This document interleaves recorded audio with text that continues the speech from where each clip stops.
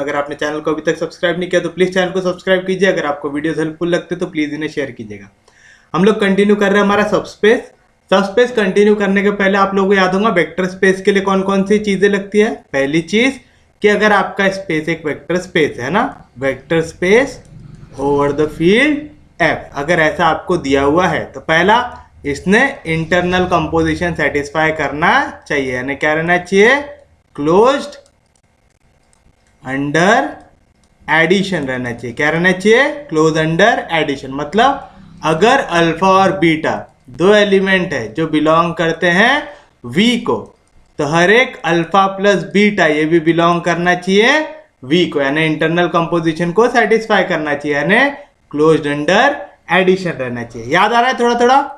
Second चीज जो हम लोगों ने याद की थी वो क्या था कि एक्सटर्नल कंपोजिशन भी सेटिस्फाई करना चाहिए। External composition in V over F है ना, इसको हम लोग क्या बोलते हैं, स्केलर मल्टीप्लीकेशन। तो आप बोलेंगे क्लोज्ड अंडर स्केलर मल्टीप्लीकेशन रहना चाहिए। मतलब कि अगर आपने एक एलिमेंट लिया है अल्फा जो बिलोंग करता है वी से, आपने एक एलिमेंट लिया है ए जो बिलोंग करता है एफ से, तो आपका जो ए अल्फा रहेगा ये बिलोंग करना चाहिए वी से। तो इसको हम क्या बोलते हैं कि स्केलर मल्टीप्लीकेशन के अंडर क्लोज्ड है, ये याद रहेगा पक्के में। और एक चीज है यहाँ पे हम लोग लिखते हैं वो क्या है, वी प्लस, ये कौन सा ग्रुप रहता है, अबिलियन ग्रुप रहता है, यानी प्लस साइन के लिए, प्लस कंपोजिशन के लिए वी में आपकी हर एक कंडीशन सेटिस्फाई होंगी। कौन कौन सी, commutativity, associativity, existence of right identity, existence of right inverse. Right identity plus के केस में क्या होता है, जीरो। और अगर अल्फा आपने एक एलिमेंट लिए तो इसका एडिटिव इनवर्स क्या होगा, माइनस अल्फा। याद आ रहा है पक्के में। फिर हम लोगों ने सबस्पेस के लिए दो थ्योरम देखे थे कि किसी भी स्पेस को, किसी भी नॉन एम्प्टी सेट को, है ना, जो नॉन एम्प्टी इसका सेट रहेगा वी का, एक नॉन एम्प्टी सेट लेंगे आप सबसेट जिसको बोलते हैं, वो जो लेने के बाद आप लोग अगर उसको प्रूव करना है कि वो जो आपका सेट लिए हो वो सबस्पेस है कि नहीं है, तो आप क्या करते हैं, आप अल्फा बीटा दो एलिमेंट लेते वी के, ए और बी दो एलिमेंट लेते एफ के, और आप प्रूव कर देते कि ए अल्फा प्लस बी बीटा अगर ये आ गया वी के अंडर, तो ये क्लोज अंडर एडिशन भी हो गया, क्लोज अंडर स्केलर मल्टीप्लीकेशन भी हो गया, तो ये सेटिस्फाई कर देता है।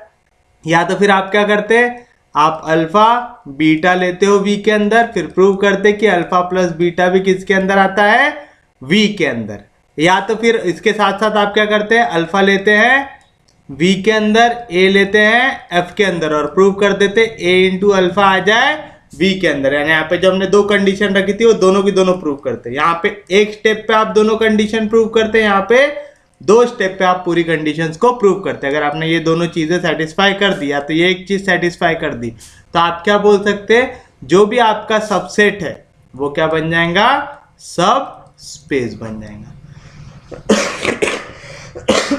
सॉरी, याद आ रहा है। तो कल जो मैं बता रहा था वहां पे एक क्वेश्चन हमारा बचा हुआ था उस टाइप का, वो एक क्वेश्चन देख लेते हैं, फिर हम बढ़ेंगे हमारे अगले टॉपिक की ओर। तो हमारा क्वेश्चन है, late V be a vector space over field F. Let W1 and W2 be the two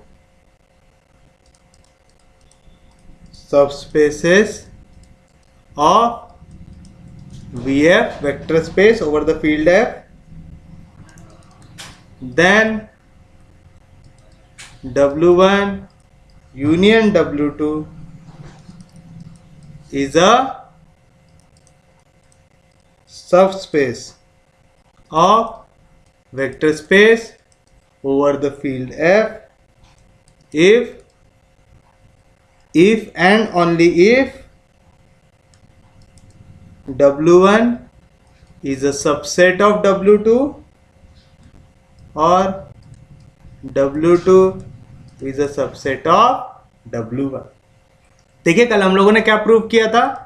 कल हम लोगों ने प्रूव किया था कि अगर यूनियन आप लेते हो तो जरूरी नहीं है कि वो सबस्पेस हो, वो सबस्पेस हो भी सकता, सबस्पेस नहीं भी हो सकता। तो हम लोगों ने एक ऐसा एग्जांपल प्रूव किया था जहां पे वो सबस्पेस नहीं रहता, ऑर्डर्ड पेयर लेके।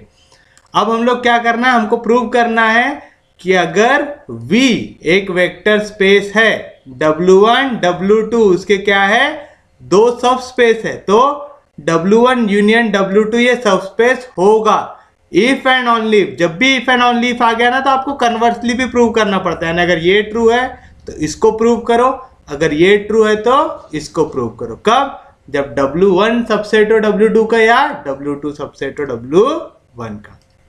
तो पहले आप इसको लो, इसको प्रूव करो, फिर इसको लो और इसको प्रूव करो। इस तरीके से आपको जाना पड़ेगा। कोई दिक्कत नहीं, कोई डाउट नहीं। तो चलिए शुरुआत करते हैं। सॉल्यूशन, पहली चीज जो दी हुई है, क्या दिया हुआ है हमको? V is a vector space over field F। दिया हुआ है जी, हाँ जी दिया हुआ है। और क्या दिया हुआ है? Also W1 and W2 are two subspaces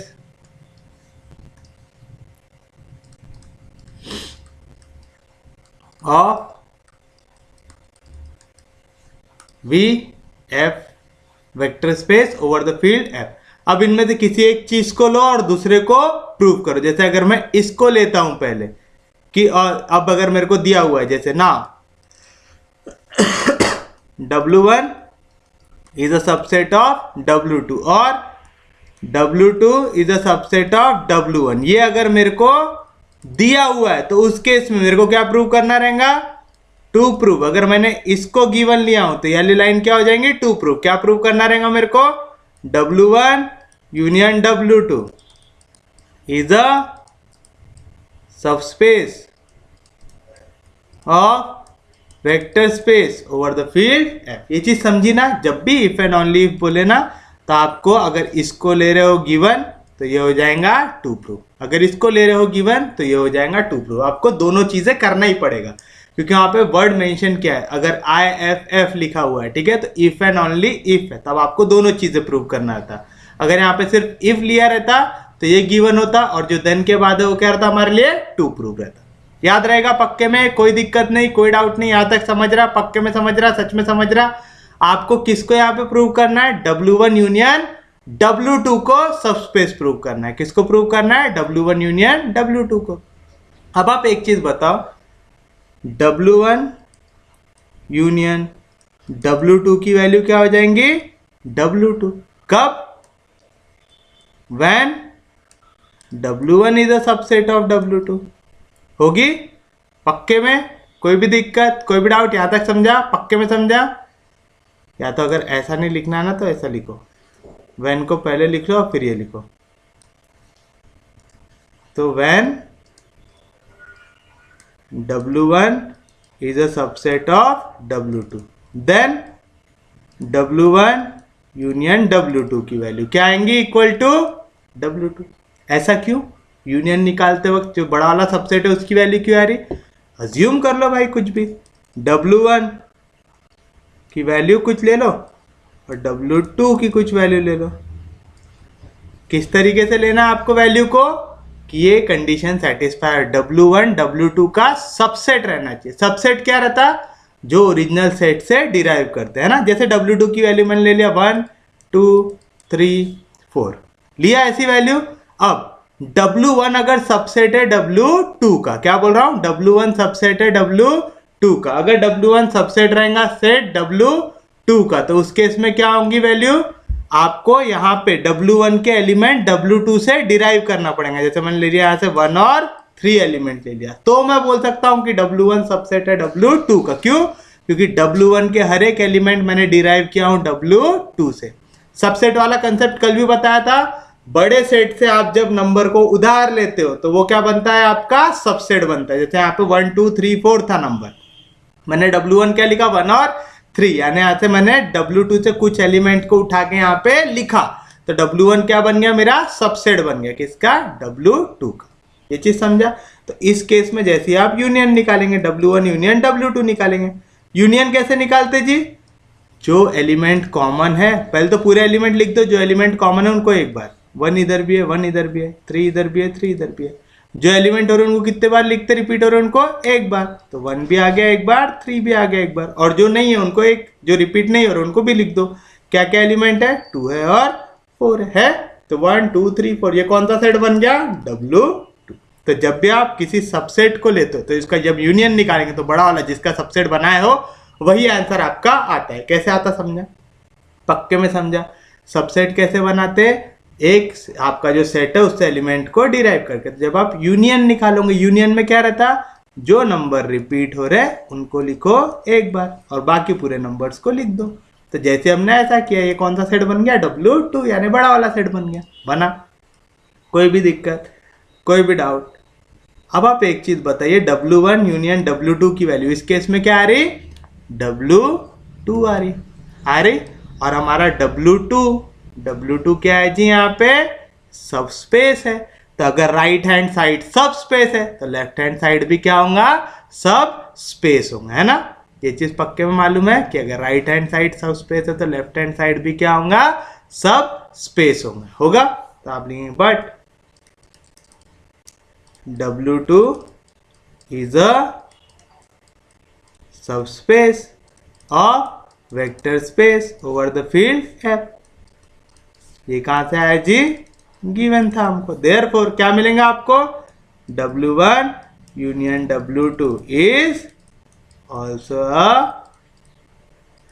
subspace of vector space over the field F। समझा, पक्के में समझा, सच में समझा, इजी है, समझ रहा, पक्के में समझ रहा, सच में समझ रहा। जिनको नहीं समझा वो ये वाला पॉइंट देखो। अभी तो सिर्फ हमने एक पॉइंट प्रूव किया। क्या लिए थे हमने, जब W1 सबसेट हो W2 का, अब दूसरा लो, और बोला ना तो दूसरा भी प्रूव करना पड़ेगा। जब when W2 सबसेट होगा W1 का, देन W1 यूनियन W2 की वैल्यू क्या मिलेगी, W1। समझा पक्के में, जैसे W1 सेट लिया मैंने, कौन सा, ABCDE लिया ऐसा, तो मेरे को जब W2 सेट लिखना पड़ेगा। W2 सेट क्या है, यहाँ पे सबसेट है ना। सबसेट मतलब ये बड़े वाले सेट से कुछ नंबर उधार लेके बना हुआ है। तो सपोज उसने ABC नंबर उधार लिया था, तो हमारा W2 सेट क्या बना, ABC। W1 सेट क्या है, ABCDE। तो इस केस में मैं बोल सकता कि W2 ये सबसेट है W1 का। अब निकालो W1 यूनियन W2। कैसे निकालते जी W1 यूनियन W2, जो वैल्यू रिपीट हो रही उनको लिखो सिर्फ एक बार, पूरे वैल्यूज लिखते हैं, जो रिपीट हो रही उनको सिर्फ एक बार। तो कौन कौन सी वैल्यू रिपीट हो रही, ABC, उनको लिखो एक बार, जो नहीं हो रही उनको लिखो वैसे एज इट इज, DE। आया ये सेट का कौन सा हमारा, W1। तो इस केस में W1 यूनियन W2 क्या होता है, W1। तब आप लोगों को डायरेक्ट लिखना आ जाएगा कि कोई भी अगर सेट आपका बड़े सेट का सबसेट है तो उस केस में आप क्या करते हैं, वो जो सबसेट वाला सेट रहा उसको यूनियन में निग्लेक्ट कर देते कि W1 यूनियन W2 ले रहे, तो हमको W2 की वैल्यू देखने की जरूरत है क्या, नहीं, क्योंकि W2 का हर एक एलिमेंट कहाँ पे प्रेजेंट है, W1 में प्रेजेंट है। तो W1 यूनियन W2 में क्या आएगा आंसर, W1 आएगा। बट W1 ये क्या है, दिया हुआ है हमको, W1 is a subspace of vector space over the field F। दिया हुआ है जी, कोई भी दिक्कत, कोई भी डाउट, इजी है, समझ रहा सबको, पक्के में समझ रहा, सच में समझ रहा। देयरफॉर अगर इसका राइट हैंड साइड सब स्पेस है तो लेफ्ट हैंड साइड ने कोई पाप किया क्या, नहीं, वो भी क्या रहेगा, सब स्पेस। तो आप लेंगे therefore W1 union W2 is also subspace of vector space over the field F। यानी जब W, आप चाहे W1 is a subset of W2 लो, चाहे W2 is a subset of W1 लो, दोनों केसेस में W1 यूनियन W2 क्या बन रहा है, सब स्पेस बन रहा है। तो अपन ऐसा बोल सकते हैं क्या, therefore from above to conditions ऊपर की दोनों कंडीशन लेके देखे कौन कौन थी, जब W1 सबसेट था W2 का, W2 सबसेट था W1 का। दोनों केसेस में आपका W1 यूनियन W2 क्या आ रहा है, सबस्पेस आ रहा है। हम about to condition W1 union W2 is a subspace of V है। यही प्रूव करना था आपको, करना था जी। टू प्रूव, क्या प्रूव करना था, W1 union W2 is the subspace of V। कर दिए, कोई भी दिक्कत, कोई भी डाउट, इजी है, समझा। दोनों केसेस लिए हमने, है ना। अब हमको क्या करना रहेगा, इसका उल्टा लेना रहेगा। अभी तक हमने इसको लिया था गिवन, अभी तक हमने इसको लिया था गिवन और इसको लिया था टू प्रूव। अब उल्टा हो जाएगा, ये हो जाएगा हमारे लिए टू प्रूव, ये हो जाएगा हमारे लिए गिवन। तब आप लिखेंगे कन्वर्सली, जब आपको गिवन हो, क्या गिवन हो, W1 union W2 is a subspace of V। W1 union W2 is a subspace of VF, यानी vector space over the field F। अब ये क्या हो गया हमारे लिए, गिवन। अब क्या आएगा हमारे लिए टू प्रूव। इस केस में हमको क्या साबित करना पड़ेगा कि या तो W1 सबसेट है W2 का, या तो W2 सबसेट है W1 का। क्या प्रूव करना पड़ेगा, या तो W1 सबसेट है W2 का और W2 सबसेट है W1 का। प्रूव करना है, कोई दिक्कत नहीं, कोई डाउट नहीं, ये चीज समझी, पक्के में समझी। अब हम लोग क्या करेंगे, हम डायरेक्टली प्रूव नहीं करेंगे, हम वो इनडायरेक्ट वाला प्रूव करेंगे कि अगर पॉसिबल हो तो ये सबसेट नहीं है, वो वाला प्रूफ लेंगे। तो हम लिखेंगे लेट इफ पॉसिबल, अगर संभव हो तो W1 ये सबसेट नहीं है W2 का और W2 ये सबसेट नहीं है W1 का। ठीक है, हमने क्या बोला कि W1 ये सबसेट नहीं है W2 का और W2 सबसेट नहीं है W1 का। अब ये दोनों एक दूसरे के सबसेट नहीं है, मतलब इनमें ऐसे एलिमेंट प्रेजेंट रहेंगे जो दूसरे सेट में आते नहीं है। तो आप बोल सकते therefore there exist small W1 which belongs to capital W1 such that, किस तरीके से कि ये स्मॉल W1 W2 में नहीं आएगा। तो small W1 is not a element of W2।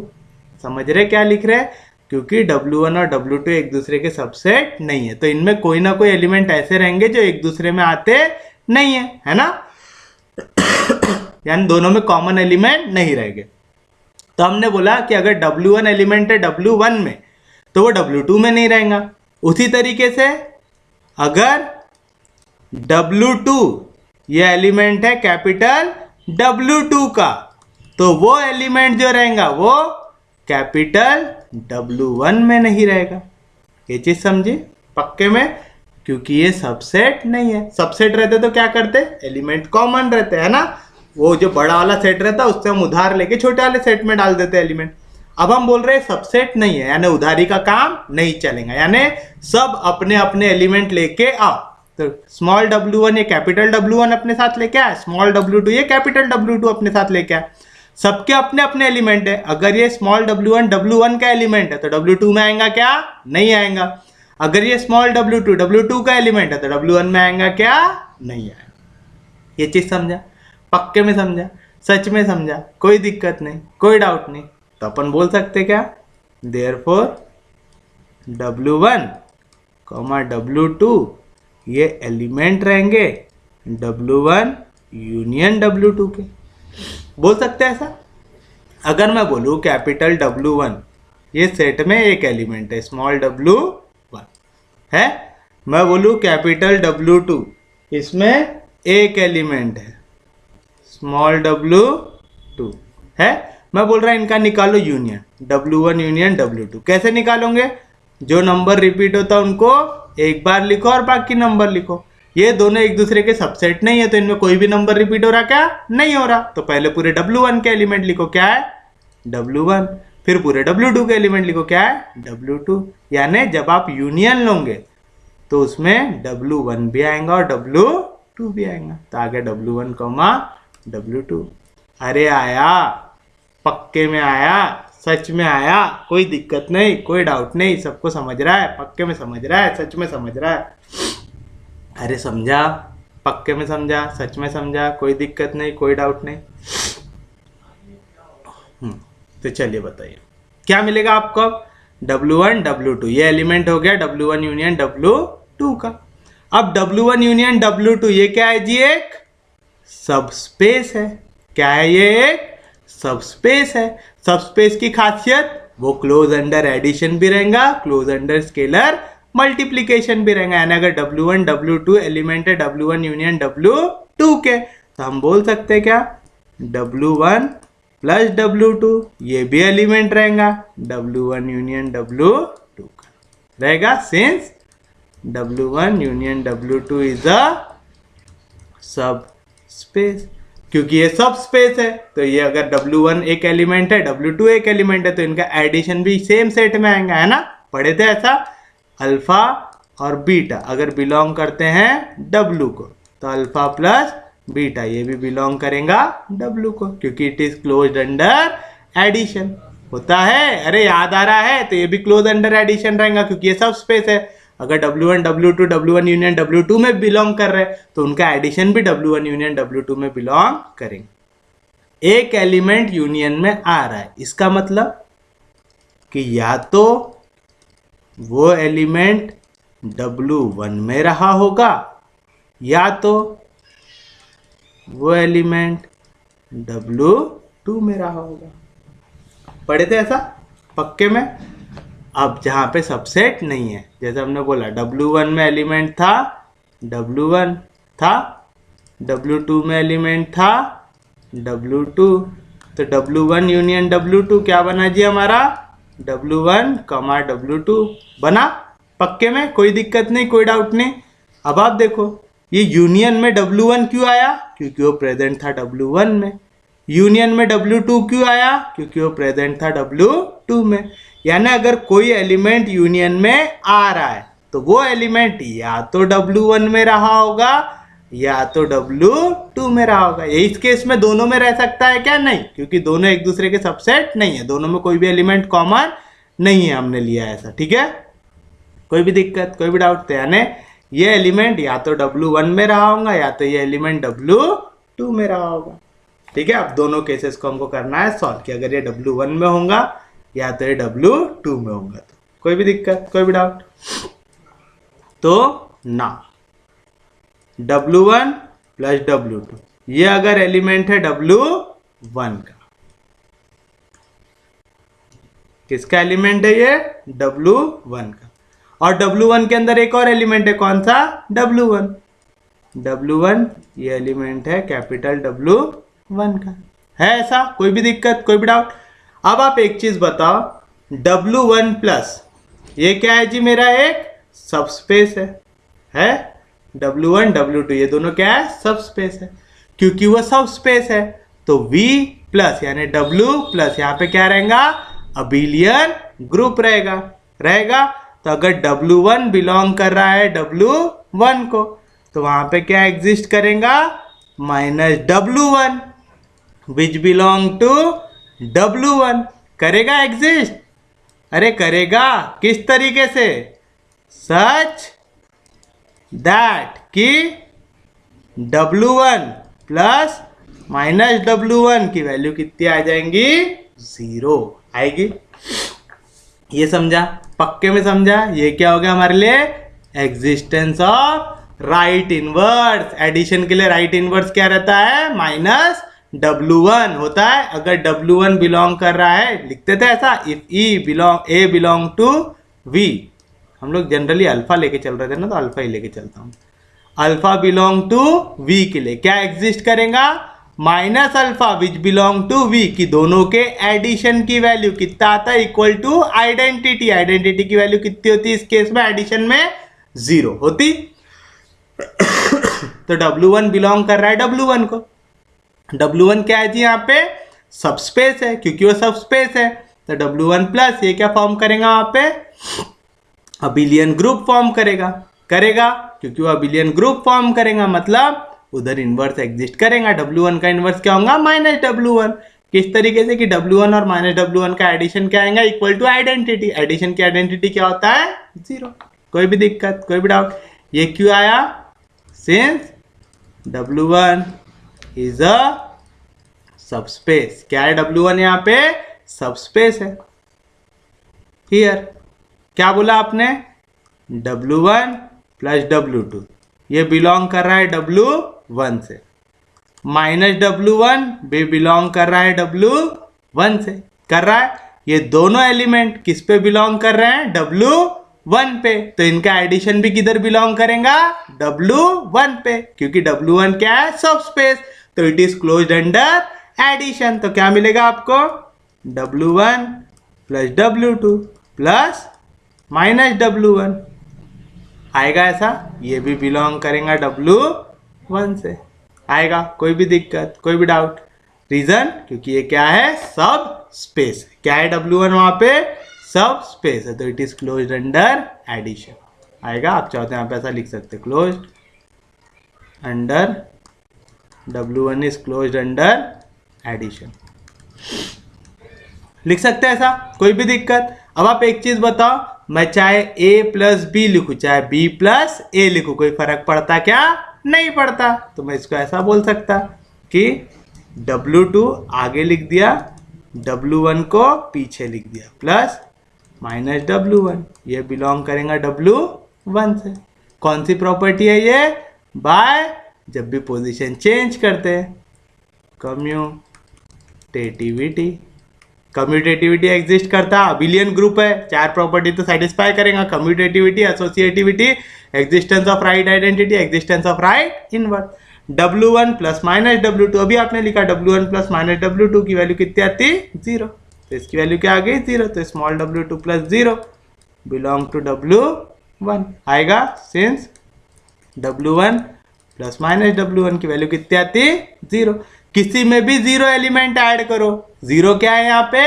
Identity. Identity को जब भी ऐड करते तो कुछ चेंज होता क्या? नहीं होता। तो आप लिख सकते हैं W2 belong to W1 since W2 plus 0 की वैल्यू क्या आएंगी? W2 आएगा। वैसे भी 0 क्या है? एडिटिव आइडेंटिटी है। आइडेंटिटी याद ही होगा आपको। आइडेंटिटी एक ऐसी वैल्यू रहती है जिसको ऐड करने के बाद वैल्यू चेंज नहीं होती। तो W2 में 0 ऐड करोगे तो क्या मिलेगा? W2। अब आपने क्या प्रूव कर दिया कि W2 एलिमेंट है W1 का, लेकिन हमने यहाँ पे क्या अज्यूम किया था कि W2 ये एलिमेंट नहीं है W1 का। तो पहला कंडीशन तो हमारा डिस्प्रूव हो गया। अब दूसरी चीज को प्रूव करो। अभी आपने क्या लिया था? W1 प्लस W2 ये एलिमेंट है W1 का, पहला पार्ट कर दिया। अब क्या लो? दूसरा वाला कि नाउ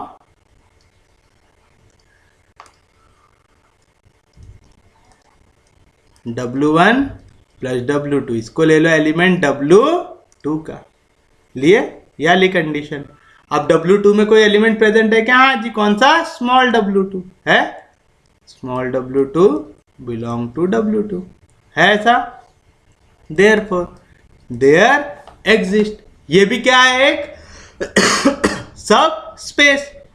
सब स्पेस की खासियत, जो आपका W2 प्लस है ये क्या फॉर्म करेगा? अबिलियन ग्रुप फॉर्म करेगा। तो कम्यूटेटिविटी भी सेटिस्फाई करेगा, एसोसिएटिव भी सेटिस्फाई करेगा, एग्जिस्टेंस ऑफ राइट आइडेंटिटी भी सेटिस्फाई करेगा, एग्जिस्टेंस ऑफ राइट इनवर्स भी सेटिस्फाई करेंगे। यानी इसका इनवर्स W2 का इनवर्स क्या रहेगा? माइनस W2 ये भी बिलोंग करेगा कैपिटल W2 से। सच दैट किस तरीके से कि जब W2 में ऐड होगा माइनस W2 और उसका इनवर्स जब ऐड होंगे तो क्या मिलेगा? Additive identity. क्या रहती है एडिटिव आइडेंटिटी? 0। कोई भी दिक्कत, कोई भी डाउट? तो देयरफॉर आपने क्या बोला? W1 प्लस W2 ये बिलोंग कर रहा है W2 को। यहाँ पे लिख देना reason, since W2 is a subspace. क्या है जी W2 यहाँ पे? सबस्पेस। अब W1 प्लस W2 बिलोंग कर रहा है W2 से, और माइनस W2 भी बिलोंग कर रहा है W2 से। कर रहा है, कोई भी दिक्कत, कोई भी डाउट? अब आप एक चीज बताइए, अगर 2 एलिमेंट बिलोंग कर रहे हैं W2 से और W2 क्या है हमारा? सबस्पेस है, तो it is closed under addition रहेगा, यानी this implies W1 plus W2, ये पहला एलिमेंट प्लस ये दूसरा एलिमेंट, ये भी बिलोंग करेगा किसको? W2 को।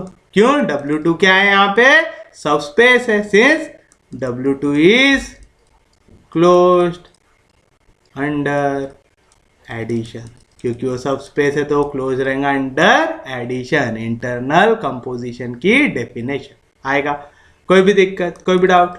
W2 प्लस माइनस W2, इसकी वैल्यू कितनी आती जी? 0, तो आप बोल सकते W1 प्लस 0, ये बिलोंग करेगा W2 से। कहाँ से आया? Since W2 plus minus W2 की वैल्यू आपने अभी लिखा, कितनी आती? 0। किसी में भी 0 ऐड करो तो चेंज होता क्या? नहीं। तो W1 की वैल्यू किसको बिलोंग करेंगी? W2 को। सिंस W1 प्लस 0 की वैल्यू क्या आएंगी? W1 आएंगे, यानी W1 एलिमेंट है W2 का। अब आप एक चीज देखो, हमने क्या दो चीज लिए थे कि अगर ये एक दूसरे के सबसेट नहीं है तो ऐसा एक एलिमेंट W1 में आएगा जो W2 में नहीं आएगा, और ऐसा एलिमेंट एक W2 में आएगा जो W1 में नहीं आएगा। पढ़े थे ऐसा? अब हम तो उल्टा प्रूव कर दिया। हमने क्या प्रूव कर दिया कि अगर W1 एलिमेंट है W1 का तो W2 एलिमेंट है W1 का, ये प्रूव कर दिया है ना। और यहाँ पे क्या प्रूव कर दिया हमने कि W1 एलिमेंट है W2 का। हम तो बोल रहे थे एलिमेंट इसका नहीं आएगा, यानी हमने जो अजम्पशन लिया था वो सही हो सकता है क्या? नहीं। तो आप लिखेंगे दिस कॉन्ट्राडिक्ट्स और अजम्पशन, यानी हमने जो अज्यूम किया था कि W1 का एलिमेंट है तो W2 में नहीं आएगा, W2 का एलिमेंट है तो W1 में नहीं आएगा। हमने तो ये प्रूव कर दिया कि W1 W2 में भी आ रहा है, W2 W1 में भी आ रहा है, यानी जो हम लोगों ने अजम्पशन लिया था उसको ये कॉन्ट्राडिक्ट कर रहा है। Therefore our assumption is wrong. हमने जो अज्यूम किया वो रॉन्ग था। हमने क्या अज्यूम किया कि W1 ये सबसेट नहीं है W2 का, एंड W2 ये सबसेट नहीं है W1 का। हमारा अजम्पशन क्या हो गया? यहाँ पे रॉन्ग हो गया। तो या तो W1 सबसेट होगा W2 का, या तो W2 सबसेट होगा W1 का। ये कैपिटल W है, हाँ।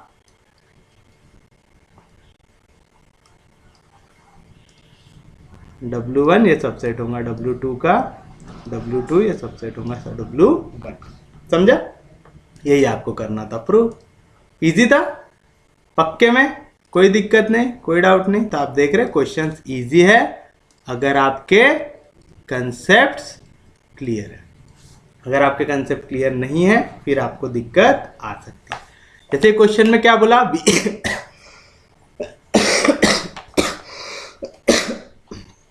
सॉरी,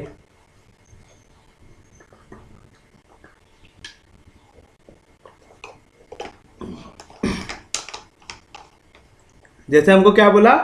V जो है ये क्या है? यहाँ पे वेक्टर स्पेस है ओवरफिल्ड F है, यानी इंटरनल कंपोजिशन को सेटिस्फाई करेगा, स्केलर मल्टीप्लिकेशन एक्सटर्नल कंपोजिशन को सेटिस्फाई करेगा, यानी V is closed under addition, V is closed under scalar multiplication, V plus is an abelian group. याद रखेंगे W1 W2 ये भी क्या दिए हुए हैं आपको? सब स्पेस दिए हुए हैं। देन आपको प्रूव करना है कि W1 यूनियन W2 ये सब स्पेस रहेगा if and only if W1 is a subset of W2 और W2 is a subset of W1। जब भी इफ एंड ओनली इफ आया, अगर ये गिवन है तो ये टू प्रूव, ये गिवन है तो ये टू प्रूव, है ना। ऐसा लेके चलते। तो हमने पहले गिवन लिख दिया, हमने पहले केस में इसको गिवन लिया कि W1 सबसेट है W2 का, W2 सबसेट है W1 का। तो हमको प्रूव करना था W1 यूनियन W2 ये सब स्पेस हो जाए PF का। हमने पहले लिया कि W1 ये सबसेट है W2 का। तो जब मैं यूनियन निकालूंगा W1 यूनियन W2, W1 के जितने एलिमेंट है वो कहां पे प्रेजेंट है? W2 में। यूनियन जब लेते तो क्या करते? जो एलिमेंट रिपीट हो रहे उनको सिर्फ एक बार लिखते और बाकी पूरे एलिमेंट को लिख देते। W1 के तो पूरे एलिमेंट W2 में, तो यानी W1 के पूरे एलिमेंट कौन से जो रिपीट हो रहे, तो उनको नहीं भी लिखूंगा तो फर्क पड़ेगा क्या? नहीं। तो W1 यूनियन W2 क्या आएगा? W2। ये कैसे आता मैंने प्रूव करके बताया। मतलब आपने प्रूव किया कि W1 यूनियन W2 ये इक्वल आता है W2 से। अब W2 ये क्या है जी? एक सब स्पेस है। क्या है W2? एक सब space. W2 is the sub space of VF, दिया हुआ है ऐसा। अगर इसका राइट हैंड साइड सब स्पेस है तो लेफ्ट हैंड साइड भी क्या होगा? सब space. Therefore W1 union W2 is also सब स्पेस आएगा। फिर उल्टा लो, ये वाला नहीं तो दूसरा लो, W2 is the sub space of W1, तो W1 यूनियन W2 क्या आएगा? इक्वल टू W1 आएगा। क्यों? क्योंकि W2 के जितने एलिमेंट है वो कहाँ पे प्रेजेंट है? W1 में। यूनियन लेते वक्त हम रिपीट होने वाले एलिमेंट को कितने बार लिखते हैं? एक बार। तो एक बार तो ऑलरेडी W1 में प्रेजेंट है, तो W2 का कोई महत्व है क्या यहाँ पे? नहीं। तो W1 यूनियन W2 क्या मिलेगा? Equal to W1। W1 क्या है? Vector space. अगर राइट हैंड साइड सब स्पेस, अगर राइट हैंड साइड सब स्पेस है तो लेफ्ट साइड भी क्या रहेगा? सब स्पेस। तो W1 यूनियन W2 भी क्या बनेगा? सब स्पेस। दोनों केसेस में आप चाहे इसको लो चाहे इसको लो, W1 यूनियन W2 क्या बन रहा है? सब स्पेस बन रहा है। तो ये प्रूव हो गया। फ्रॉम अबाउट टू केसेस आप बोल सकते हैं कि W1 यूनियन W2 क्या है? एक सब स्पेस है। कोई भी दिक्कत नहीं, कोई भी डाउट नहीं। ये चीज समझा? पक्के में समझा? सच में समझा? आप चाहते हैं यहाँ पे ऐसा लिख दो, W1 यूनियन W2 इज अ सब space if W1 is a subset of W2 और W2 is a subset of W1। आया ऐसा? उसके बाद अब इसका उल्टा प्रूव करेंगे। उल्टा मतलब अब हमको दिया है कि W1 यूनियन W2 ये क्या है? सब स्पेस है BF का। आपको प्रूव करना है कि W1 ये सबसेट नहीं, सबसेट है W2 का, W2 ये सबसेट है W1 का। हम कॉन्ट्राडिक्शन लेके प्रूव करेंगे, मतलब जो चीज प्रूव करना है ना उसका उल्टा ले लो। क्या बोला? W1 सबसेट है W2 का, तो इसका उल्टा लो। लेट इफ पॉसिबल W1 ये सबसेट नहीं है W2 का, और लिखा था, और का उल्टा एंड हो गया। W2 ये सबसेट है W1 का, इसका उल्टा ले लो, W2 ये सबसेट नहीं है W1 का। समझा पक्के में? अब अगर W1 सबसेट नहीं है W2 का, W2 सबसेट नहीं है W1 का, दोनों चीजें आपने लिख दी कि ये इसका सबसेट नहीं है, ये इसका सबसेट नहीं है, मतलब इनमें कोई ना कोई ऐसे एलिमेंट प्रेजेंट है जो दूसरे में नहीं आएंगे। तो हमने लिया स्मॉल W1 ये W1 का एलिमेंट है, अगर ये W1 का एलिमेंट है तो W2 में नहीं आएगा, पक्का। और हमने लिया स्मॉल W2 ये एलिमेंट है कैपिटल W2 का, अगर स्मॉल W2 कैपिटल W2 का एलिमेंट है तो ये काय में नहीं आएगा? W1 में नहीं आएगा। समझा? पक्के में समझा? सच में समझा? अब हमको यही प्रूव करना है कि ऐसा नहीं होता। कैसे प्रूव करेंगे? ले लीजिए एलिमेंट। अब ये एलिमेंट W1 का, ये एलिमेंट W2 का है। निकालो W1 यूनियन W2। जैसे यूनियन निकालोगे, कैसे निकालते यूनियन? पहले W1 के एलिमेंट लिखो, फिर W2 के एलिमेंट लिखो, जो रिपीट हो रहे उनको सिर्फ एक बार लिखो। यहाँ पे कोई वैल्यू रिपीट हो रही क्या? नहीं।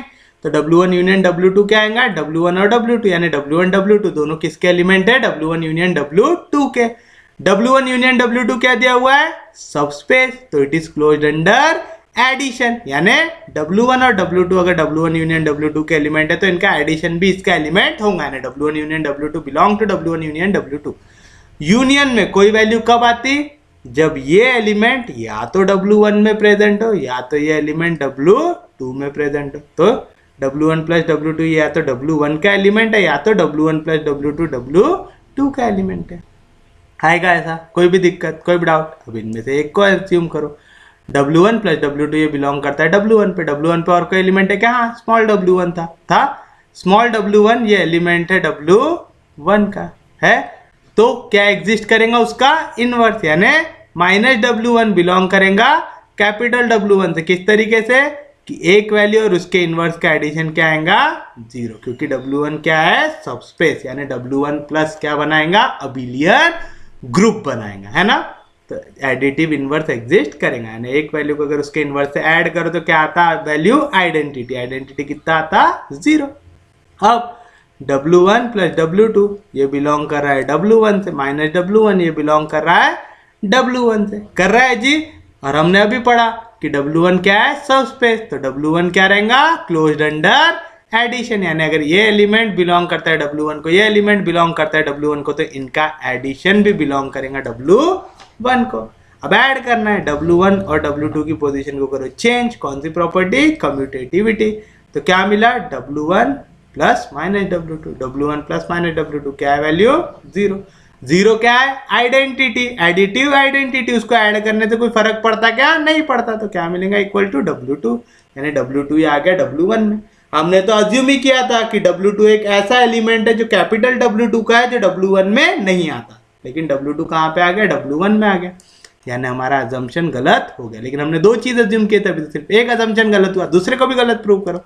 कैसे करेंगे जी, अब लेंगे W1 W2, ये बिलोंग करता है W2 से और स्मॉल W2 बिलोंग करता है कैपिटल W2 से। अगर स्मॉल W2 बिलोंग करता है कैपिटल W2 से तो क्या एग्जिस्ट करेगा उसका इनवर्स, W2 का inverse minus W2 which belong to capital W2 such that एक वैल्यू और उसके एडिशन की value equal to identity. Identity क्या है, 0।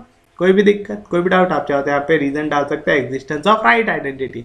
मैंने छोटा सा रीजन डाला हूँ कि W2 इज अ सबस्पेस, क्योंकि वो सबस्पेस है तो ये सब प्रॉपर्टी सेटिस्फाई करता है। ये कभी भी लिखने का अगर भूल जाओ ना, जहां पे भी ये सब चीजें याद नहीं आती रही, लिखते जाना W2 is a subspace, W2 is a subspace, क्योंकि सबस्पेस की प्रॉपर्टीज है। समझ रहा है पक्के में, कोई दिक्कत नहीं, कोई डाउट नहीं। अब W1 प्लस W2 ये बिलोंग करता है W2 को, माइनस W2 भी ये बिलोंग करता है W2 को। दो एलिमेंट W2 को बिलोंग करे तो उनका एडिशन भी W2 को बिलोंग करेगा, यानी W1 plus W2 plus minus W2 ये बिलोंग करेगा W2 से। इसकी वैल्यू अभी आपने निकाली, कितनी आती है, 0। 0 से ऐड करने में कुछ चेंज होता है क्या, नहीं, यानी W1 बिलोंग करा W2 का। हमने W1 एक ऐसा एलिमेंट लिया था जो कैपिटल W1 को बिलोंग करता था और वो W2 में नहीं आता था, है ना। तो हमने दोनों चीजें जो अज्यूम की थी दोनों की दोनों गलत होगी, तो दिस कॉन्ट्राडिक्ट्स आवर अजम्पशन, हमारा अजम्पशन गलत हो गया। हमने क्या अज्यूम किया था कि W1 ये W2 का सबसेट नहीं है और W2 ये W1 का सबसेट नहीं है, तो उसका उल्टा ले लो आप कि W1 ये सबसेट है W2 का, एंड का उल्टा, और W2 ये सबसेट है W1 का। यही हमको करना था प्रूफ। तो this is your final answer. उम्मीद है समझाऊंगा, क्वेश्चन ईजी है, कुछ भी दिमाग लगाने की जरूरत, समझ रहा है, पक्के में समझ रहा है, सच में समझ रहा है, कोई दिक्कत नहीं, कोई डाउट नहीं। तो हम लोग बढ़ते हैं हमारे अगले टॉपिक की ओर, जो है सब स्पेस ऑफ रियल वैल्यूज। ठीक है, रियल सब स्पेस जो हम बोलते हैं, तो रियल सब स्पेस के अंदर सब स्पेस ऑफ आर, ठीक है, ये हो गया रियल सब स्पेस वन डायमेंशन वाला, वन डायमेंशन रियल सब स्पेस। जब यहाँ पे आर लिखे ना तो समझ जाना ये क्या हो गया, one dimension real subspace. तो चलिए one dimension real subspace, इसमें लिखिए the only subspace of are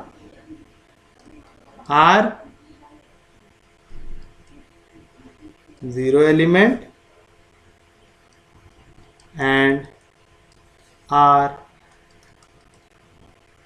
itself, which is called trivial subspace।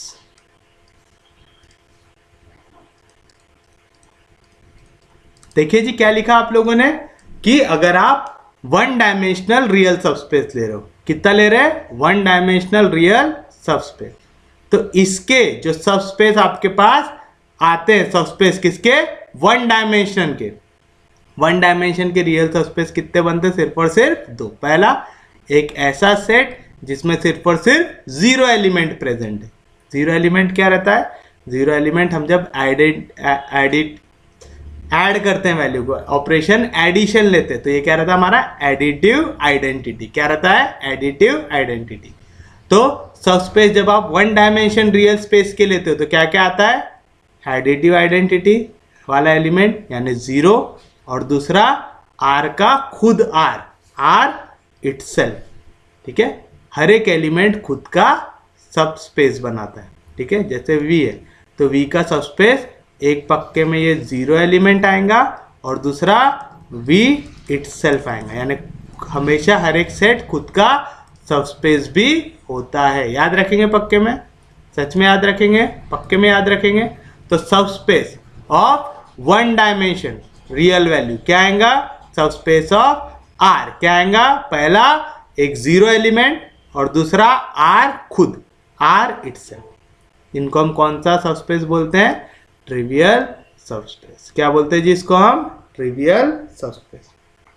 दूसरा लिखो subspace of two dimension real, ठीक है, टू डायमेंशन रियल सबस्पेस लेना है हमको। अब कितने डायमेंशन हो गए? टू। वन डायमेंशन था तो आर के ऊपर कुछ भी लिखे क्या? नहीं।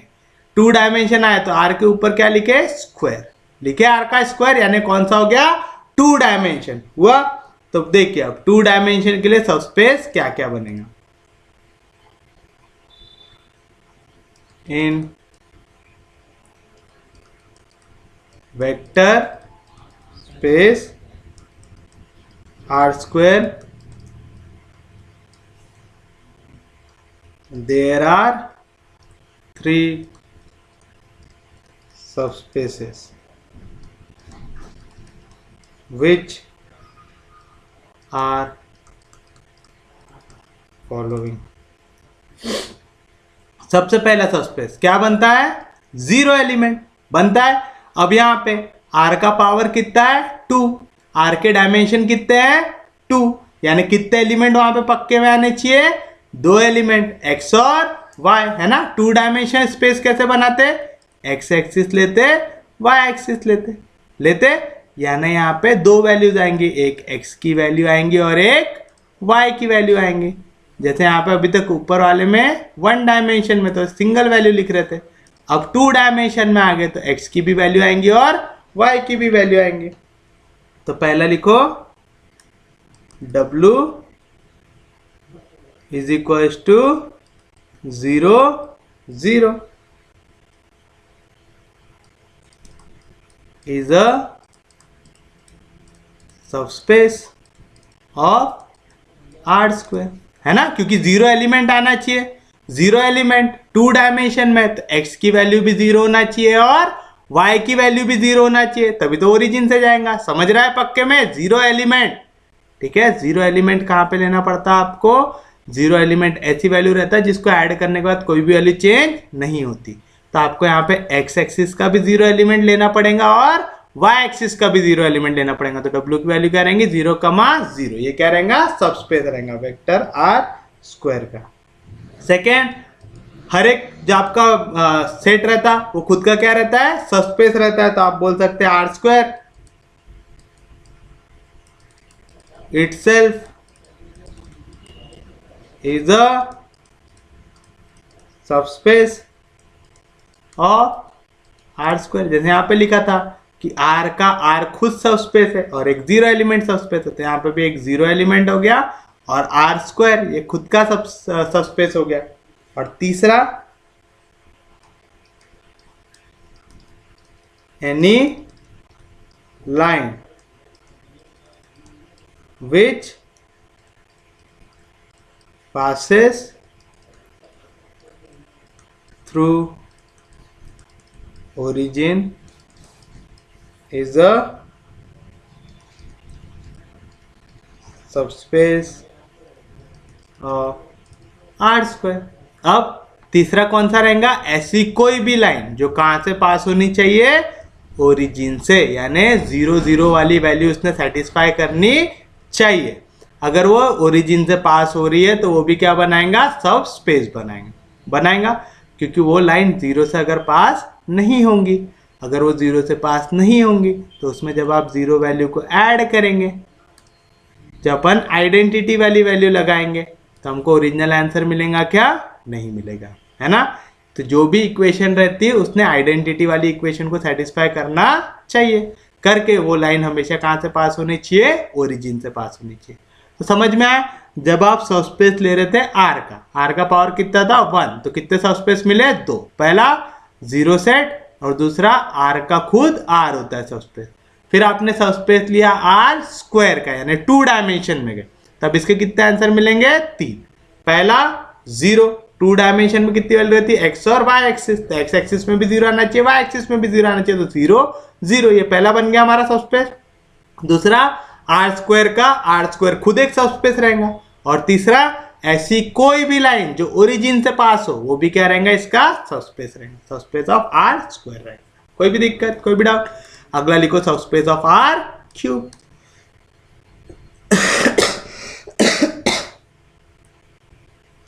सब space of R cube.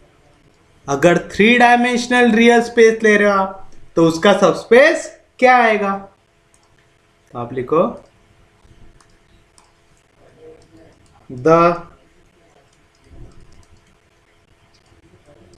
Vector space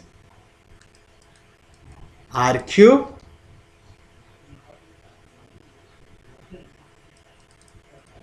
there are 4 subspace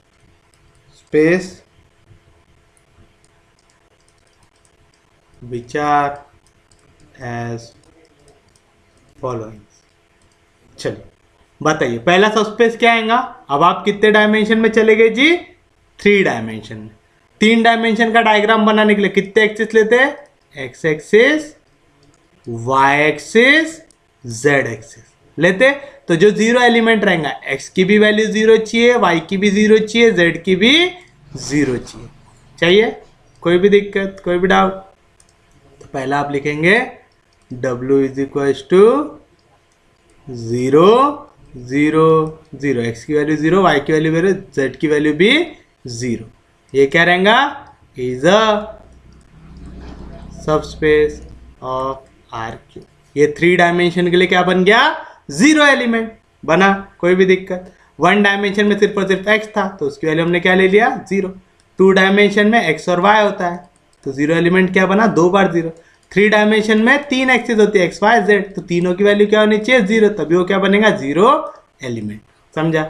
पक्के में समझा? सच में समझा? तो पहला एलिमेंट 0 एलिमेंट बन गया है। दूसरा एलिमेंट क्या रहता? हर एक जो आपका वेक्टर स्पेस है वो खुद का क्या रहता है? सब स्पेस रहता है। तो आप बोलेंगे R क्यूब इटसेल्फ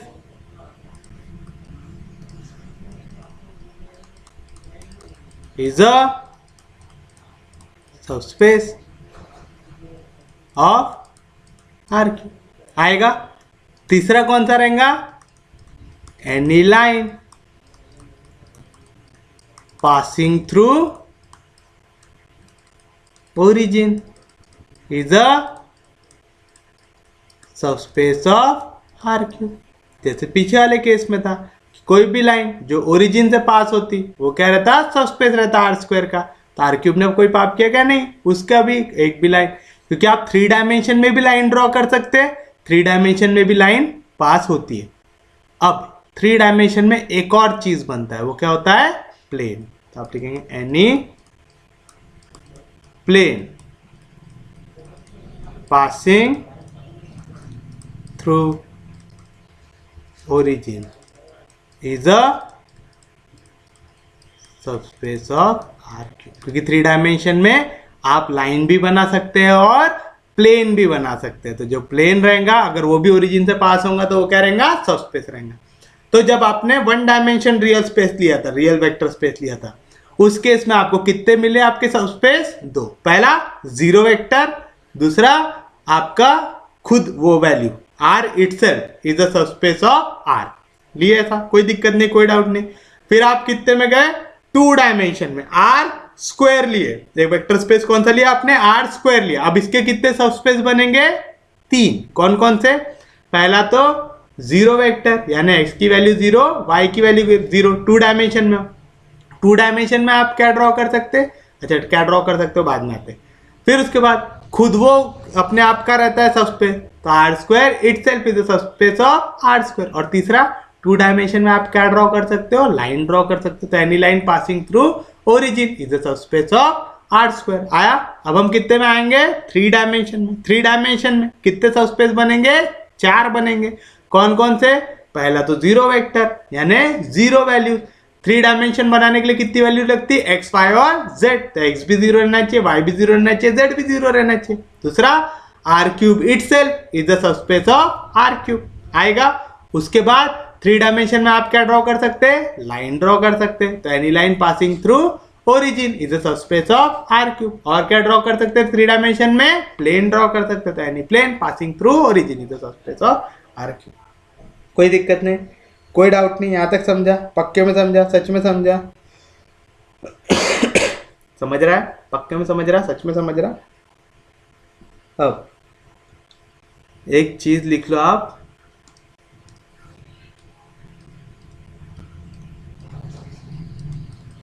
कुछ फॉर्मूले आप लोगों को याद होंगे, है ना, आप लोगों ने 11th 12th में पढ़े होंगे, equation of line, equation of plane, तो वो भी लिख के रख लो। पहला, the equation of lines in symmetrical form is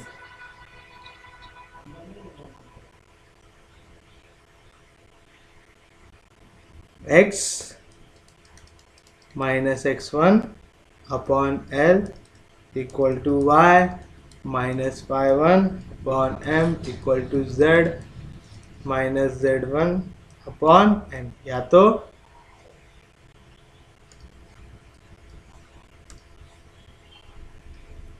x minus x1 upon a equal to y minus y1 upon b equal to z minus z1 upon c। याद है वाली इक्वेशन? सिमेट्रिकल फॉर्म में आप लाइन की equation क्या लिखते हैं? x minus x one upon l, y minus y one upon m, z minus z one upon m, element direction cosine, x minus x one upon a, y minus y one upon b equal to z minus z one upon c, जहां पे A B C क्या रहते हैं? Direction ratio, दोनों की value same आती। कोई भी दिक्कत, कोई भी डाउट? ये इक्वेशन लो चाहे ये इक्वेशन लो, वैल्यू सेम बनती है, ठीक है, कोई दिक्कत नहीं, कोई डाउट नहीं, पक्के में समझा, सच में समझा, कोई दिक्कत नहीं, कोई डाउट नहीं। और एक और चीज याद रखना, अगर आप दो प्लेन की इक्वेशन एक साथ कॉमा डाल के लिखते हो तो काय की इक्वेशन बनती है? लाइन की, याद रखेंगे। Second, any equation in first degree in x and y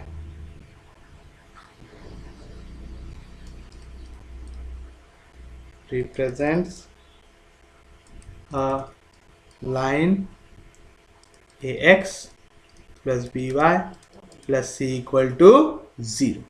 ये भी इक्वेशन याद है, कैसे लिखते थे? ax plus b y plus c equal to 0, क्या है? Equation of line.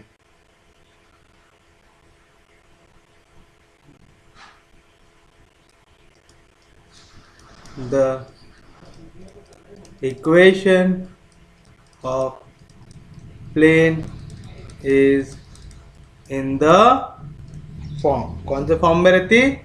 ax plus b y plus c z plus d equal to 0। तो आपके प्लेन की इक्वेशन किस फॉर्म में रहती?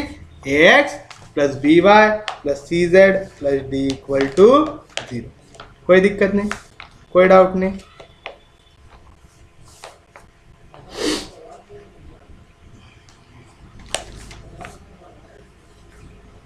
चलिए देखिए अब इसमें क्वेश्चन किस टाइप का आ सकता है। Example, does w is equals to x y z, कितने कोऑर्डिनेट है? 3, तो स्पेस कितना होगा? 3 डायमेंशन है, such that x equal to 3y comma z equal to -y is a subspace of R3। अब आप यहाँ पे इक्वेशन देखिए, क्या है? x minus 3y comma z minus y, दो प्लेन की इक्वेशन है, यानी ये इक्वेशन काय की बन गई? लाइन की। याद रखेंगे पक्के में, जब भी दो प्लेन एक साथ लिखे ना तो वो काय की इक्वेशन होती है? लाइन की। यानी यहाँ पे x y z किसको रिप्रेजेंट कर रहे हैं? लाइन को। किसको रिप्रेजेंट कर रहे हैं? लाइन को। तो ये लाइन के कोई ना कोई कोऑर्डिनेट्स है, समझ रहे पक्के में?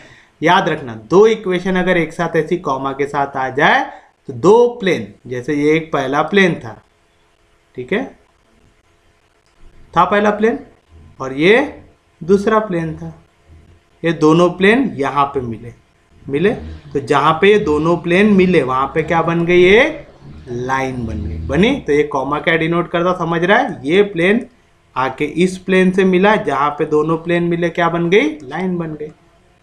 ये एक प्लेन था, इस पे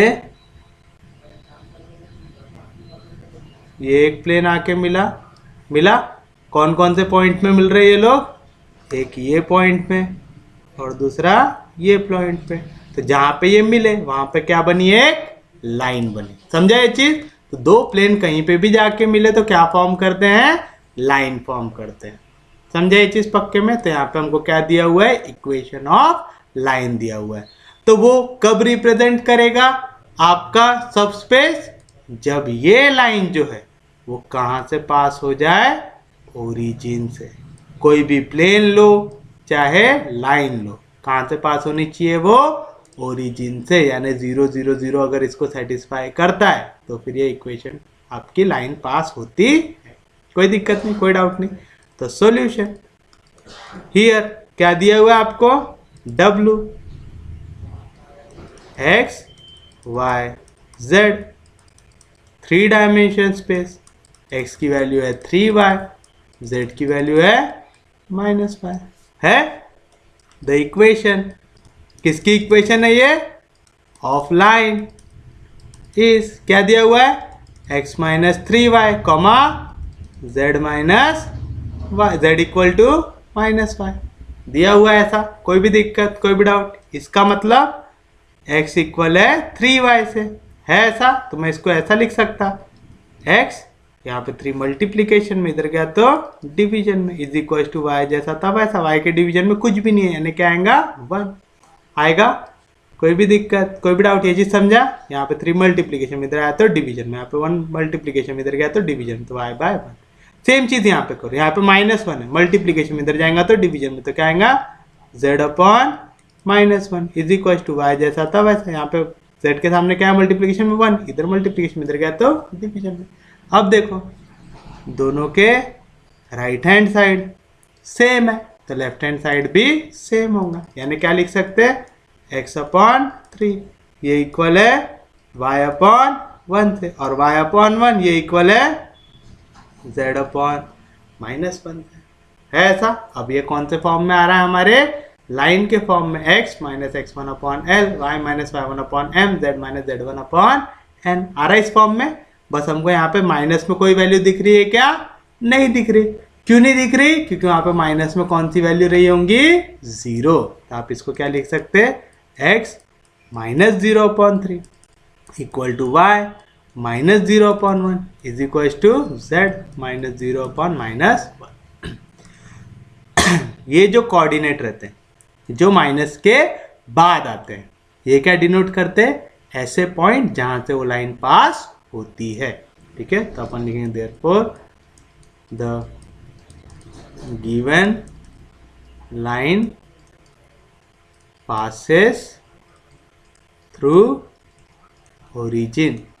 कौन से कोऑर्डिनेट, 0 0 0। याद रखना यहाँ पे जो फॉर्मूला आपने लिखा है, any line passing through point x1 y1 z1 having direction ratios a b c is क्या था formula, x minus x1 upon a, y minus y1 upon b, z minus z1 upon c। यानी minus के बाद जो भी coordinate आते हैं ना x y z के, वहां से वो लाइन पास होती है। तो यहाँ पे क्या आया, 0 0 0। यानी लाइन कहां से पास हो रही, 0 0 0 से। क्योंकि ये लाइन ओरिजिन से पास हो रही है। कोई भी लाइन अगर ओरिजिन से पास हुई तो वो क्या बनाएंगी, सब स्पेस बनाएंगे। तो देयरफॉर इट फॉर्म्स सब स्पेस किसका, ऑफ आर क्यूब। क्योंकि यहाँ पे 3 डायमेंशन की बात हो रहा था, किसका सब स्पेस फॉर्म करेगा, आर क्यूब का। और यही आपको प्रूव करना था। Thus W is equal to X Y Z is a subspace of R cube. आपने प्रूव किया कि यहाँ पे 0 0 0 ये सेटिस्फाई कर रहा है। अगर ये लाइन ओरिजिन से पास हो गई तो सबस्पेस फॉर्म करेंगे। तो तो हमने सबसे पहले इक्वेशन ऑफ लाइन बनाया। जब भी दो प्लेन की इक्वेशन दी रहे समझ जाना लाइन की इक्वेशन। यहाँ पे 3 मल्टीप्लीकेशन में इधर गया तो डिवीजन में, 1 मल्टीप्लीकेशन में इधर गया तो डिवीजन में, यहाँ पे -1 मल्टीप्लीकेशन में इधर गया तो डिवीजन में, यहाँ पे 1 मल्टीप्लीकेशन में इधर गया तो डिवीजन में। दोनों का राइट हैंड साइड सेम है तो लेफ्ट हैंड साइड भी सेम होगा, यानी x/3 ये इक्वल है y/1 से और y/1 इक्वल है z/-1 से।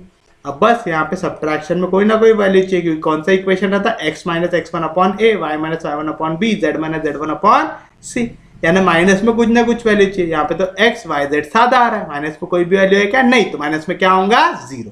x - 0 भी क्या होता है? x कुछ चेंज हुआ नहीं, y - 0 y, z - 0 z, कुछ भी चेंज किया नहीं। लेकिन अब मेरे को मालूम चल गया लाइन कहाँ से पास होती, कहाँ से पास हो रही है?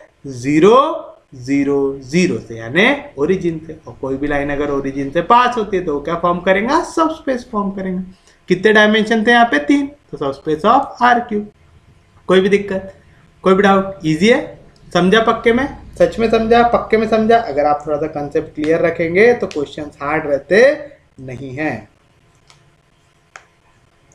वही देखो, जैसे अगला क्वेश्चन दिया हुआ है यहाँ पे,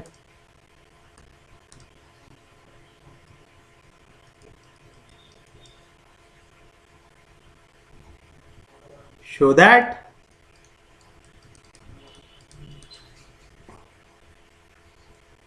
W is equals to x y z belonging to R cube such that x equal to y plus z plus 1 is not a subspace of R cube. हमको क्या प्रूव करना है? ये सबस्पेस नहीं है R क्यूब पे। तो अब आप एक चीज बताइए, सबस्पेस नहीं है ये प्रूव करना है। ये इक्वेशन काय की है? प्लेन की है। कोई भी प्लेन सबस्पेस का फॉर्म करता जब वो ओरिजिन से पास हो, है ना? और ओरिजिन से अगर पास होगा तो इक्वेशन को सेटिस्फाई करेगा, है ना? तो अपन चलो सॉल्यूशन लिखेंगे। सबसे पहली चीज क्या दिया हुआ है? W is equal to x y z, this belongs to 3 dimension space such that x is equal to y plus z plus 1। दिया हुआ है ऐसा, कोई दिक्कत नहीं, कोई डाउट नहीं। अब आप एक चीज बता, ये काय की इक्वेशन है? प्लेन। तो आप लिखेंगे the equation of given plane is क्या है?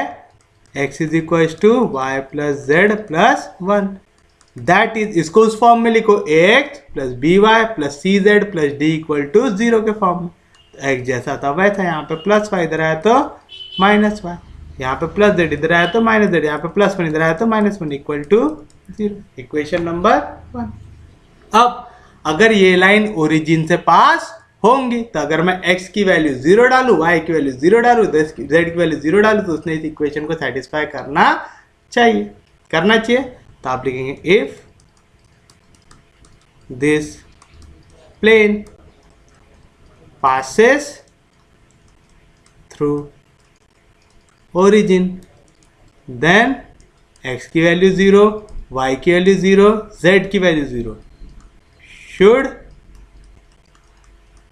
satisfy equation 1। यानी अगर मैं x की जगह 0 रखूँ, y की जगह 0 रखूँ, z की जगह 0 रखूँ, तो LHS इक्वल टू RHS आना चाहिए।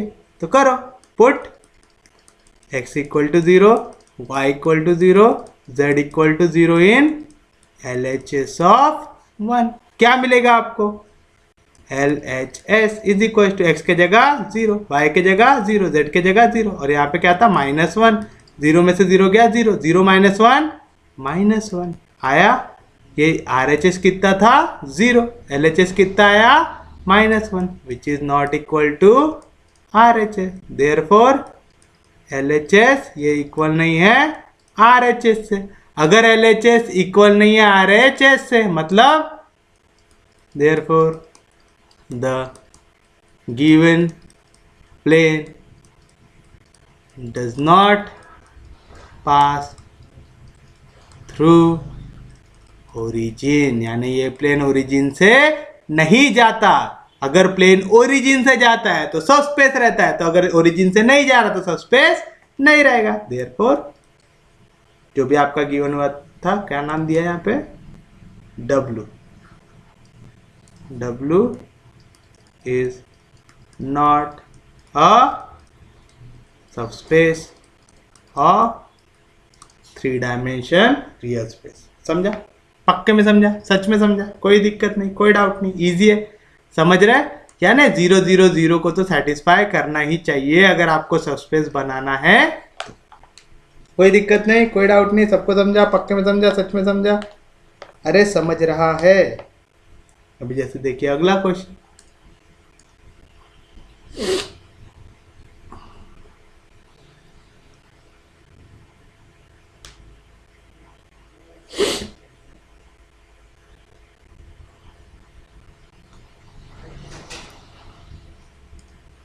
Example,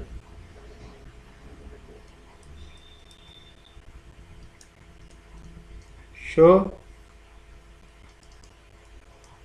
that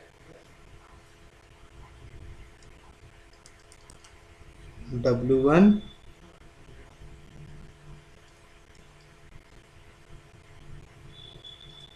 x1 x2 x3 belong to R cube such that x1 square plus 2x2 square minus 5x3 square equal to 0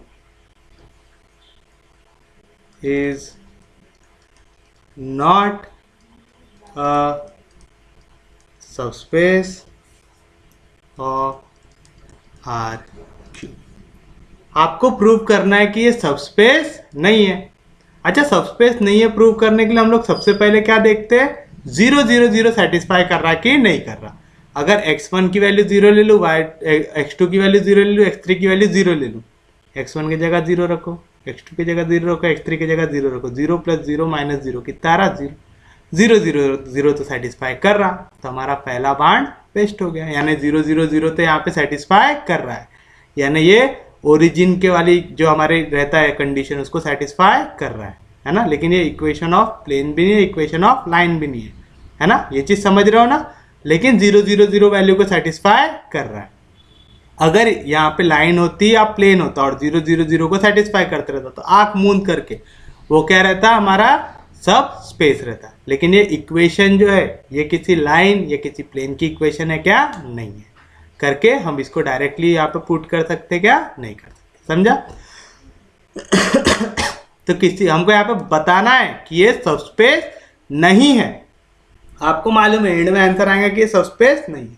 तो हम जो पहला तीर चला सकते कि 0 0 0 को सेटिस्फाई नहीं कर रहा, ये यहाँ पे तो अगर 0 0 0 पुट कर दूँ तो आंसर 0 आ रहा है, तो हमारा जो पहला बांड है वो वेस्ट हो गया। 0 0 0 से काम होगा क्या, नहीं होगा। तो मेरे को कुछ और दिमाग लगाना पड़ेगा। तो हियर W1 इसकी वैल्यू क्या दी हुई है, x1 x2 x3, ये बिलोंग करता है R क्यूब को, such that x1 square plus 2x2 square minus 5x3 square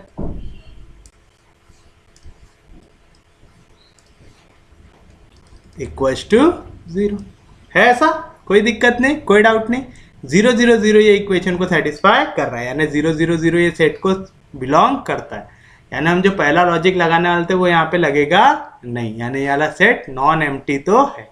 non empty prove करने के बाद अपन लोग क्या प्रूव करते हैं, सबस्पेस बनाने के लिए पहला तो कंडीशन रहता है वो नॉन एम्प्टी रहना चाहिए, दूसरा क्लोज्ड अंडर एडिशन रहना चाहिए, और तीसरा क्लोज्ड अंडर स्केलर मल्टीप्लिकेशन रहना चाहिए। अब तो ये बार बार बताने की जरूरत नहीं। क्लोज्ड अंडर एडिशन मतलब अगर आप दो एलिमेंट ले रहे हो अल्फा और बीटा जो बिलोंग कर रहा है W1 को, तो अल्फा प्लस बीटा भी कहाँ पे आना चाहिए, W1 पे आना चाहिए। क्लोज्ड अंडर स्केलर मल्टीप्लिकेशन मतलब अगर आप एक एलिमेंट अल्फा ले रहे हो जो बिलोंग कर रहा है W1 को, और एक एलिमेंट ले रहे हो A जो बिलोंग कर रहा है आपकी फील्ड को, फील्ड इस केस में क्या है आर है, तो वो बिलोंग कर रहा है आर को, तो आपको क्या मिलेगा यहाँ पे a इंटू अल्फा, ये भी बिलोंग करना चाहिए W1 को, करना चाहिए। तो अब पहला नॉन एम्प्टी वाला तो जीरो तो एग्जिस्ट कर गया, अब अगला क्या चेक करेंगे, क्लोज अंडर एडिशन, यानी दो कोई तो भी एलिमेंट लो जो इसके अंदर आते हो, लेना है, कोई दिक्कत नहीं, कोई डाउट नहीं। तो अपन लेंगे लेट एक्स की जगह alpha beta, let alpha beta belong to W1।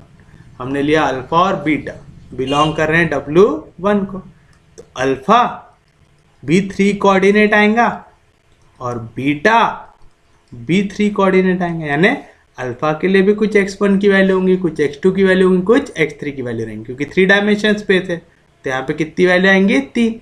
Same चीज बीटा के लिए भी कुछ x1 की वैल्यू रहेंगी, कुछ x2 की वैल्यू रहेंगी, कुछ x3 की वैल्यू रहेंगी।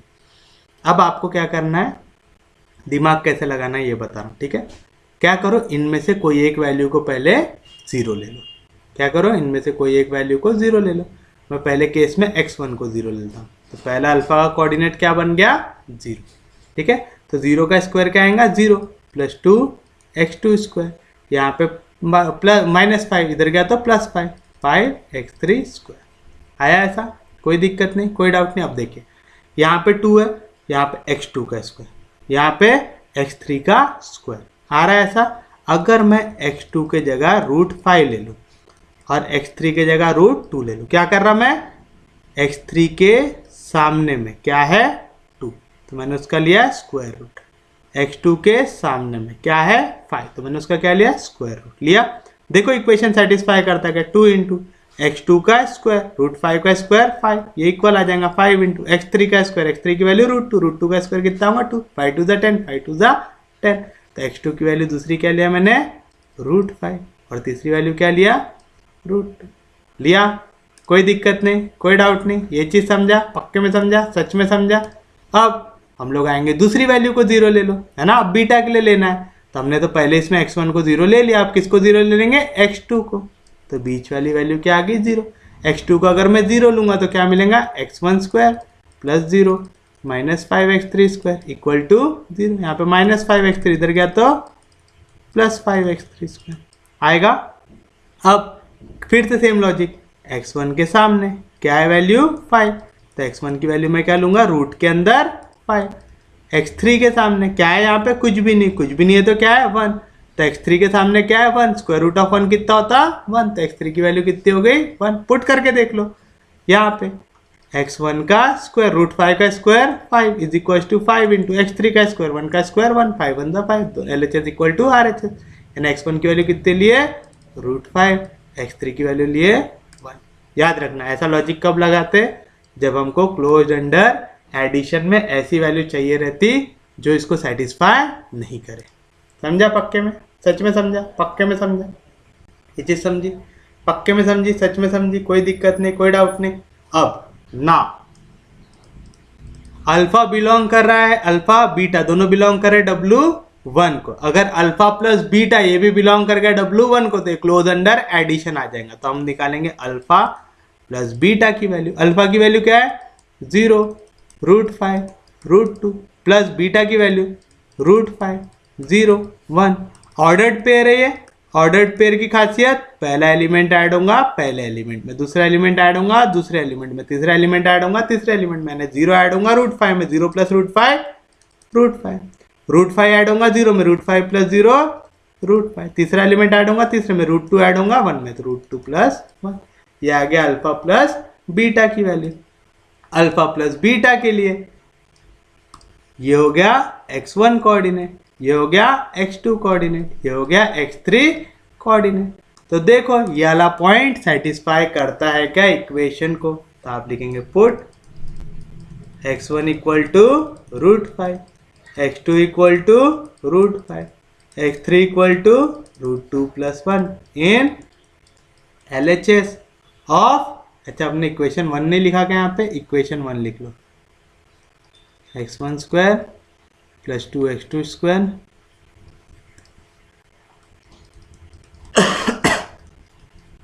Minus 5x3 square equal to 0, equation in LHS of equation 1। तो चलिए बताइए LHS क्या मिलेगा आपको, x1 का स्क्वायर यानी √5 का square plus twice of x2 square, x2 की वैल्यू √5 उसका स्क्वायर माइनस 5 टाइम्स x3 का स्क्वायर, x3 की वैल्यू √2 प्लस 1 का स्क्वायर। इसकी वैल्यू अगर 0 आ गई तो ये इक्वेशन को सेटिस्फाई कर देंगे। √5 का स्क्वायर 5, √5 का स्क्वायर 5, 5 2 जा 10 minus 5 into a plus b का होल स्क्वायर, कह रहा था a स्क्वायर, √2 का square 2 plus twice of a b 2 into √2 2√2 plus b square 1 का स्क्वायर 1 आएगा। कोई भी दिक्कत, कोई भी डाउट तो बताइए क्या मिला, 5 + 10 15 माइनस 2 + 1 3, 3 5 जा 15 प्लस इंटू माइनस माइनस 5 2 जा 10√2 प्लस 15 माइनस 15 कैंसिल, क्या है आंसर -10√2। -10√2 0 है क्या, नहीं है। अगर 0 नहीं है तो ये RHS से इक्वल है क्या, नहीं है। Therefore LHS is not equal to RHS। अगर LHS और RHS इक्वल नहीं है तो ये इक्वेशन को सेटिस्फाई कर रहा क्या, नहीं कर रहा। Therefore √5 √2 + 1 does not satisfy equation 1, यानी ये इक्वेशन 1 को सेटिस्फाई नहीं करता। अगर कोई भी पॉइंट किसी चीज के ऊपर हो तो वो इस इक्वेशन को सेटिस्फाई करता है ना। तो ये जो अल्फा प्लस अल्फा जैसे वैल्यू ले लो, ये पूरे को सेटिस्फाई कर रहा था तो W1 का पार्ट था। बीटा भी ये इक्वेशन को सेटिस्फाई कर रहा था, W1 का पार्ट था। अल्फा प्लस बीटा की वैल्यू इसको सेटिस्फाई कर पाई क्या, नहीं कर पाई। तो अल्फा प्लस बीटा W1 का पार्ट है क्या, नहीं है। तो आप लिखेंगे देयरफॉर अल्फा प्लस बीटा ये W1 को बिलोंग नहीं करता। तो अल्फा W1 का एलिमेंट है, बीटा W1 का एलिमेंट है, लेकिन अल्फा प्लस बीटा W1 का एलिमेंट नहीं है। मतलब therefore W1 is not closed under addition, यानी इंटरनल कंपोजिशन है क्या विथ रिस्पेक्ट टू एडिशन, नहीं है। यानी क्लोज है क्या अंडर एडिशन, नहीं है। अगर ये क्लोज रहे, स्केलर मल्टीप्लिकेशन एग्जिस्ट करे, तब ये क्या बनता है, सबस्पेस। ये तो क्लोज ही नहीं है। अगर ये क्लोज नहीं है तो ये सबस्पेस बनाएगा क्या, नहीं। तो W1 is not a subspace of RQ। समझा, पक्के में समझा, सच में समझा। यानी इक्वेशन को सेटिस्फाई कर देता तो एडिशन एग्जिस्ट कर जाता। यहाँ पे एडिशन एग्जिस्ट किया क्या, नहीं। तो वो क्लोज अंडर एडिशन हुआ क्या, नहीं। क्लोज अंडर एडिशन और scalar close under scalar multiplication अगर दोनों सेटिस्फाई करेंगे, साथ साथ नॉन एम्प्टी रहेगा, तभी वो क्या फॉर्म कर सकता है, सब स्पेस फॉर्म कर सकता है। ये चीज समझी। यहाँ पे सिर्फ और सिर्फ जो इम्पोर्टेंट चीज है, आपको ये ऐसे कोऑर्डिनेट निकालना आना चाहिए, जो आगे जाके आपको डिस्प्रूव करने में हेल्प करे। कैसे निकालते हैं, किसी एक वैल्यू को 0 लो, बाकी दो को इक्वेट करके निकालो, फिर दूसरी वैल्यू को 0 लो, बाकी दो को इक्वेट करके निकालो। इक्वल टू के अपोजिट साइड में लेना, जो भी कोएफिशिएंट रहा उसको रूट के अंदर डाल दो, इधर भी जो भी कोएफिशिएंट रहा उसको रूट के अंदर डाल दो। ऐसा लिया, कोई दिक्कत नहीं, कोई डाउट नहीं, पक्के में समझा, सच में समझा। अरे समझ रहा है, बाउंसर तो नहीं जा रहा। क्वेश्चन अच्छे से सॉल्व करने आने चाहिए आपको, क्योंकि अगर क्वेश्चन सॉल्व करने नहीं आएंगे तो हमारा काम जमेगा क्या, नहीं जमेगा।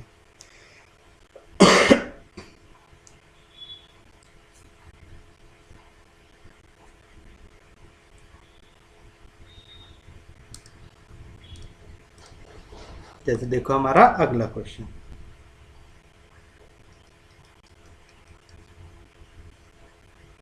Late v is equals to r cube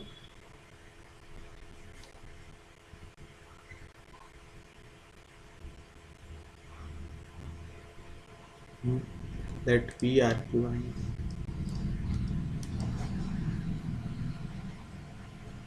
and w, वैसे v is equals to r cube क्या सकता है, let v is equals to r cube and w is equals to x1 x2 x3 which belongs to R cube such that x1 minus 2x2 plus 3x3 equal to 0। यहाँ पे समझ रहा है ना कि इक्वेशन नीचे लिख दो, सच दैट वाली इक्वेशन नीचे लिख रहा हूँ, ठीक है। Such that x1 minus 2x2 plus 3x3 is equal to 0।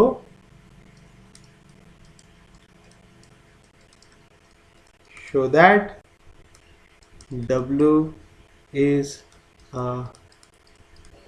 Subspace of V। आपको प्रूव करना है कि W क्या है, सबस्पेस है V का। V क्या है यहाँ पे, third dimensional real vector space. क्या है V, third dimensional real vector space, यानी कितने कोऑर्डिनेट है उसमें, 3। अब देखिए W में कोई भी वैल्यू को आने के लिए ये इक्वेशन को सेटिस्फाई करना पड़ेगा, ये चीज याद रहेंगी।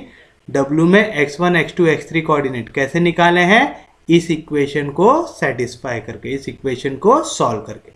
तो कोई भी इक्वेशन को अगर W में आना है तो उसने इस इक्वेशन को सेटिस्फाई करना पड़ेगा। तो चलिए लिखते हैं सॉल्यूशन।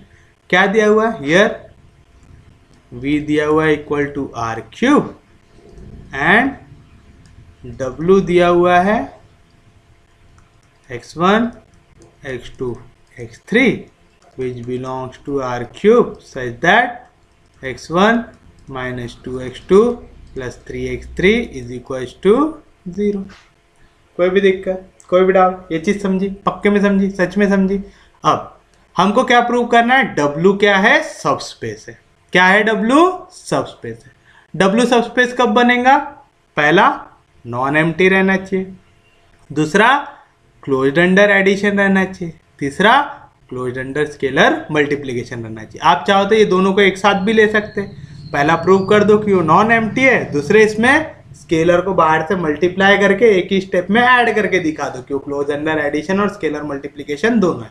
शुरुआत का क्वेश्चन है तो मैं अलग अलग करूंगा, ठीक है, कि पहले दिखाऊंगा कि ये क्या है, नॉन एम्प्टी सेट है, दूसरा फिर दिखाऊंगा कि क्लोज अंडर एडिशन है यानी इंटरनल कंपोजिशन है, फिर दिखाऊंगा क्लोज अंडर स्केलर मल्टीप्लिकेशन यानी एक्सटर्नल कंपोजिशन इन V ओवर FB सेटिस्फाई करता है। कोई दिक्कत नहीं, कोई डाउट नहीं, यहाँ तक समझा, पक्के में समझा।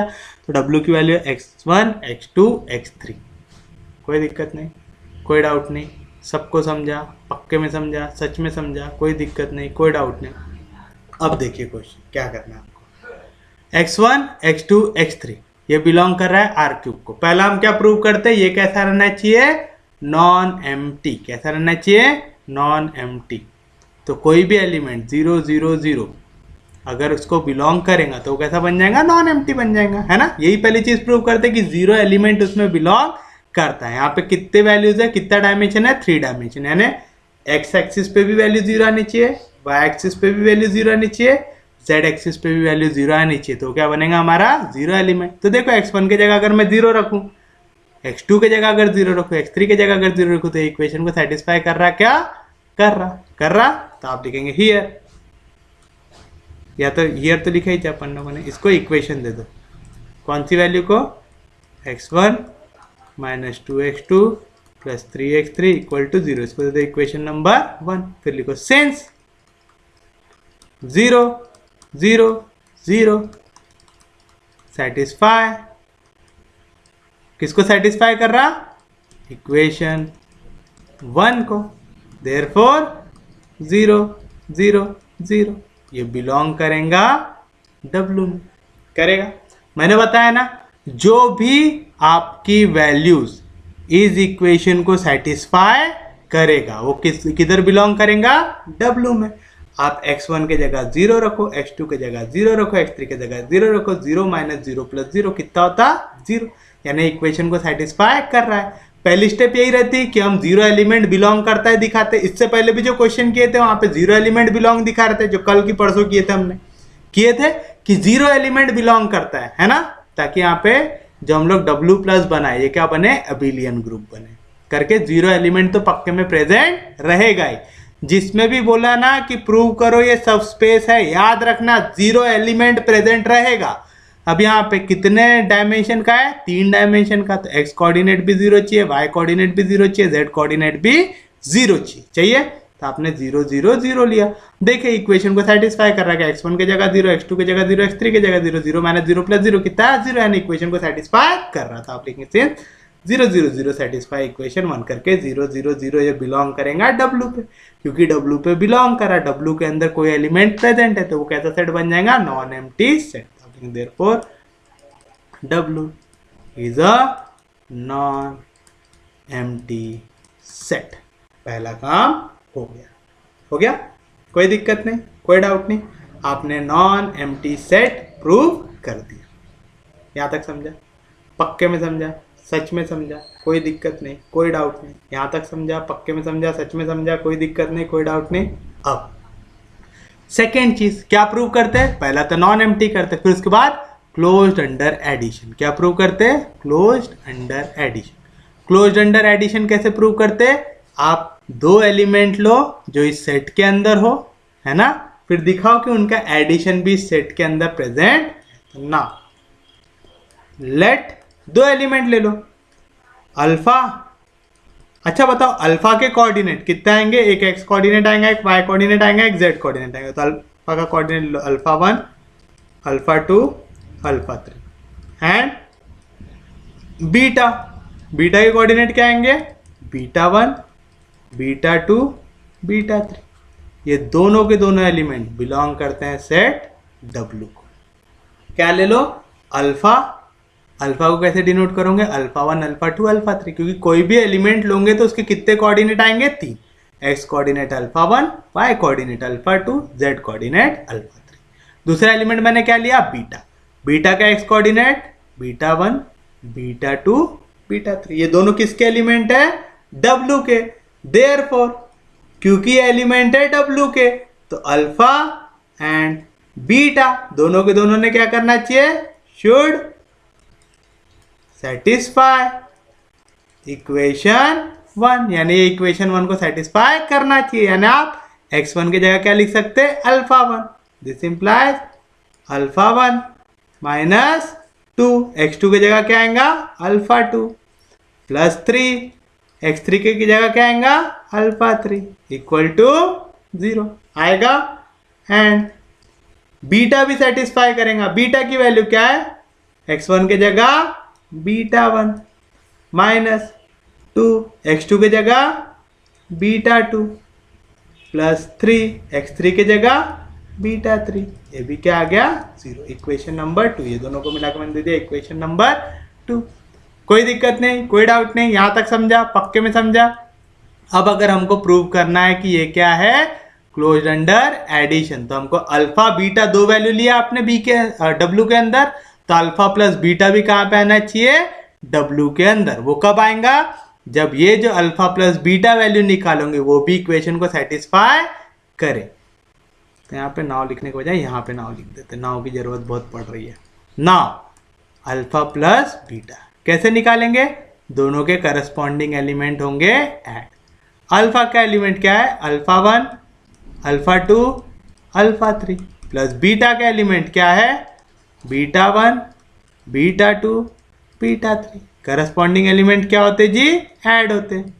तो क्या मिलेगा? अल्फा प्लस बीटा के कोऑर्डिनेट आपको अल्फा 1 ऐड होगा बीटा 1 में, तो alpha 1 plus beta 1। Alpha 2 add होगा बीटा 2 में, तो alpha 2 plus beta 2। Alpha 3 add होगा बीटा 3 में, तो अल्फा 3 प्लस बीटा 3। ये काय के कोऑर्डिनेट हो गए? अल्फा प्लस बीटा के हो गए। कोई भी दिक्कत, कोई भी डाउट?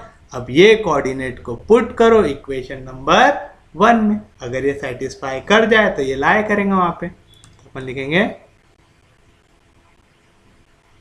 पुट x1 के जगह अल्फा 1 प्लस बीटा 1, x2 के जगह अल्फा 2 प्लस बीटा 2, है ना, ये इसका कोऑर्डिनेट है, ये इसका x1 coordinate, x2 coordinate, x3 coordinate. Put x1 equal to alpha 1 plus beta 1, x2 equal to alpha 2 plus beta 2 and x3 equal to alpha 3 plus beta 3 in LHS of equation in LHS of equation 1। बताइए LHS क्या मिलेगा। क्या है पहली value x1।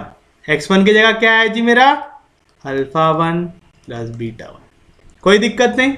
उसके बाद -2 x2, तो -2 x2 की जगह अल्फा 2 प्लस बीटा 2। फिर उसके बाद +3 x3, तो +3 x3 की जगह अल्फा 3 प्लस बीटा 3, ब्रैकेट को करो ओपन, अल्फा 1 प्लस बीटा 1, -2 जाएगा अंदर तो साइन चेंज, -2 अल्फा 2 -2 बीटा 2, फिर +3 अल्फा 3 जाके मल्टीप्लाई होगा तो +3 अल्फा 3 +3 बीटा 3। अब अल्फा बीटा को एक साथ लिखो, अल्फा 1 2 अल्फा 1 3 अल्फा 3, तो पहली वैल्यू क्या बनी अल्फा 1 -2 अल्फा 2 +3 अल्फा 3, अल्फा के टर्म्स में बन गई। अब बीटा को एक साथ लिखो, बीटा में क्या क्या है प्लस बीटा 1 -2 बीटा 2 +3 बीटा 3, लिखो बीटा 1 -2 बीटा 2 +3 बीटा 3। मिला ऐसा? कोई भी दिक्कत, कोई भी डाउट? अब आप देखो equation number 2, alpha 1 -2 alpha 2 +3 alpha 3, क्या है वैल्यू 0। बीटा 1 -2 बीटा 2 +3 बीटा 3, क्या है वैल्यू 0, यानी इसकी भी वैल्यू है 0 प्लस इसकी भी वैल्यू है 0। कहाँ से आया जी? फ्रॉम इक्वेशन नंबर 2 से आया। 0 + 0 कितना हो गया 0, और 0 ही क्या है मेरा RHS है। RHS कितना है यहाँ पे 0, यानी LHS इक्वल है RHS से, यानी अल्फा प्लस बीटा, जिसको मैंने डिनोट किया था alpha 1 plus beta 1, alpha 2 plus beta 2, alpha 3 plus beta 3 से ये क्या कर रहा है सेटिस्फाई कर रहा है इक्वेशन 1 को, क्योंकि ये इक्वेशन 1 को सेटिस्फाई कर रहा है। इक्वेशन 1 को जो भी एलिमेंट सेटिस्फाई करेगा वो काय में जाएगा W में, तो आप बोल सकते देयरफॉर अल्फा प्लस बीटा ये बिलोंग करता है W में। करता है, आपने क्या लिया था अल्फा बिलोंग करता है W में, बीटा बिलोंग करता है W में, तो आपको क्या मिला अल्फा प्लस बीटा भी बिलोंग करता है W में, यानी ये क्या हो गया क्लोज्ड अंडर एडिशन। तो आप बोलेंगे therefore W is closed under addition. आ गया? कोई भी दिक्कत, कोई भी डाउट? नॉन एम्प्टी था, आपने बता दिया ये क्लोज है अंडर एडिशन। अब आपको क्या बताना है ये क्लोज है अंडर स्केलर मल्टीप्लिकेशन। कोई दिक्कत, कोई डाउट? ऑल्सो चलो क्या लेंगे अपन, कोई भी एलिमेंट ले लो। कौन सा एलिमेंट लिए थे अभी हमने अल्फा लिए थे, सेम एलिमेंट ले लो अल्फा। लेट अल्फा, जिसको हमने डिनोट किया था अल्फा 1 अल्फा 2 अल्फा 3 से, ये बिलोंग करेगा W से। उसके साथ साथ एक और एलिमेंट लेंगे जो दूसरे इसमें बिलोंग करे, हमारे स्पेस पे है ना, फील्ड पे बिलोंग करे। फील्ड का है हमारा R³ है, R³ हमारी फील्ड है। तो हम ले लेंगे कोई भी एलिमेंट, A ले लूँ, A बिलोंग टू R³, ये इस फॉर्म में, ठीक है ना। जैसे हम लोग वैसा लिखते थे ना alpha belong to V, A belong to field. यहाँ पे V के जगह है W, फील्ड के जगह है R³।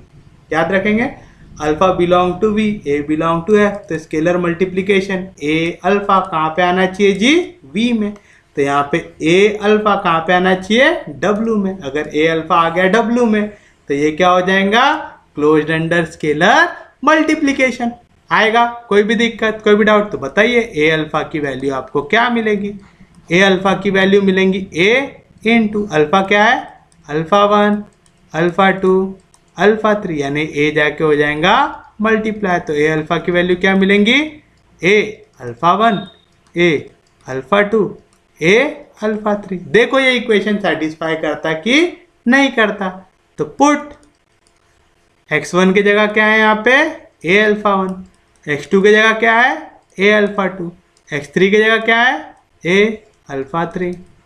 इन कहाँ पे पुट करोगे इसको, इन LHS ऑफ इक्वेशन 1। अगर इक्वल टू RHS आ गया तो एग्जिस्ट करेगा। तो चलिए पुट करते हैं, क्या मिलेगा, we get LHS is equal to, LHS की इक्वेशन क्या थी, x1 माइनस 2x2। तो x1 की वैल्यू क्या है a alpha 1 minus 2x2, x2 की वैल्यू क्या है a alpha 2 plus 3x3, x3 की वैल्यू क्या है a अल्फा 3। है कोई भी दिक्कत, कोई भी डाउट, यहाँ पे भी a है, यहाँ पे भी a है, यहाँ पे भी a है, a को निकाल लो कॉमन, तो क्या मिलेगा alpha 1 minus 2 alpha 2 plus 3 alpha 3, alpha 1 minus 2 alpha 2 plus 3 alpha 3, alpha 1 minus 2 alpha 2 plus 3 alpha 3 कितना आ रहा है 0। कहाँ से, इक्वेशन नंबर 2 से। तो आप इसके जगह क्या लिख सकते हो 0, तो a इंटू 0, 0 कहाँ से आया जी, फ्रॉम इक्वेशन नंबर 2 से। 0 से किसी को मल्टीप्लाई करो तो 0, और यही क्या है मेरा RHS है क्या जी। तो देयरफॉर LHS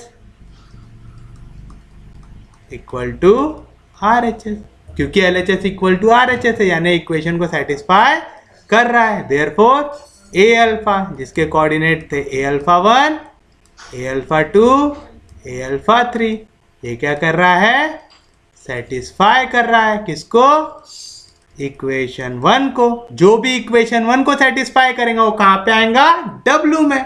तो therefore a alpha belongs to W। तो मैंने क्या लिया यहाँ पे, दिस इंप्लाई, देयरफॉर क्या मिला मेरे को, मैंने लिया अल्फा बिलोंग टू W, उसके साथ लिया a बिलोंग टू RQ। तो मेरे को क्या मिला कि a अल्फा ये बिलोंग कर रहा है W को। एक एलिमेंट वेक्टर का लिया, एक एलिमेंट स्केलर का लिया, दोनों को मल्टीप्लाई किया, कहाँ पे गया वो, वेक्टर स्पेस में गया। मतलब ये क्लोज्ड है अंडर स्केलर मल्टीप्लिकेशन। तो आप लेंगे therefore W is closed under scalar multiplication. ठीक है, इसको दे दो C,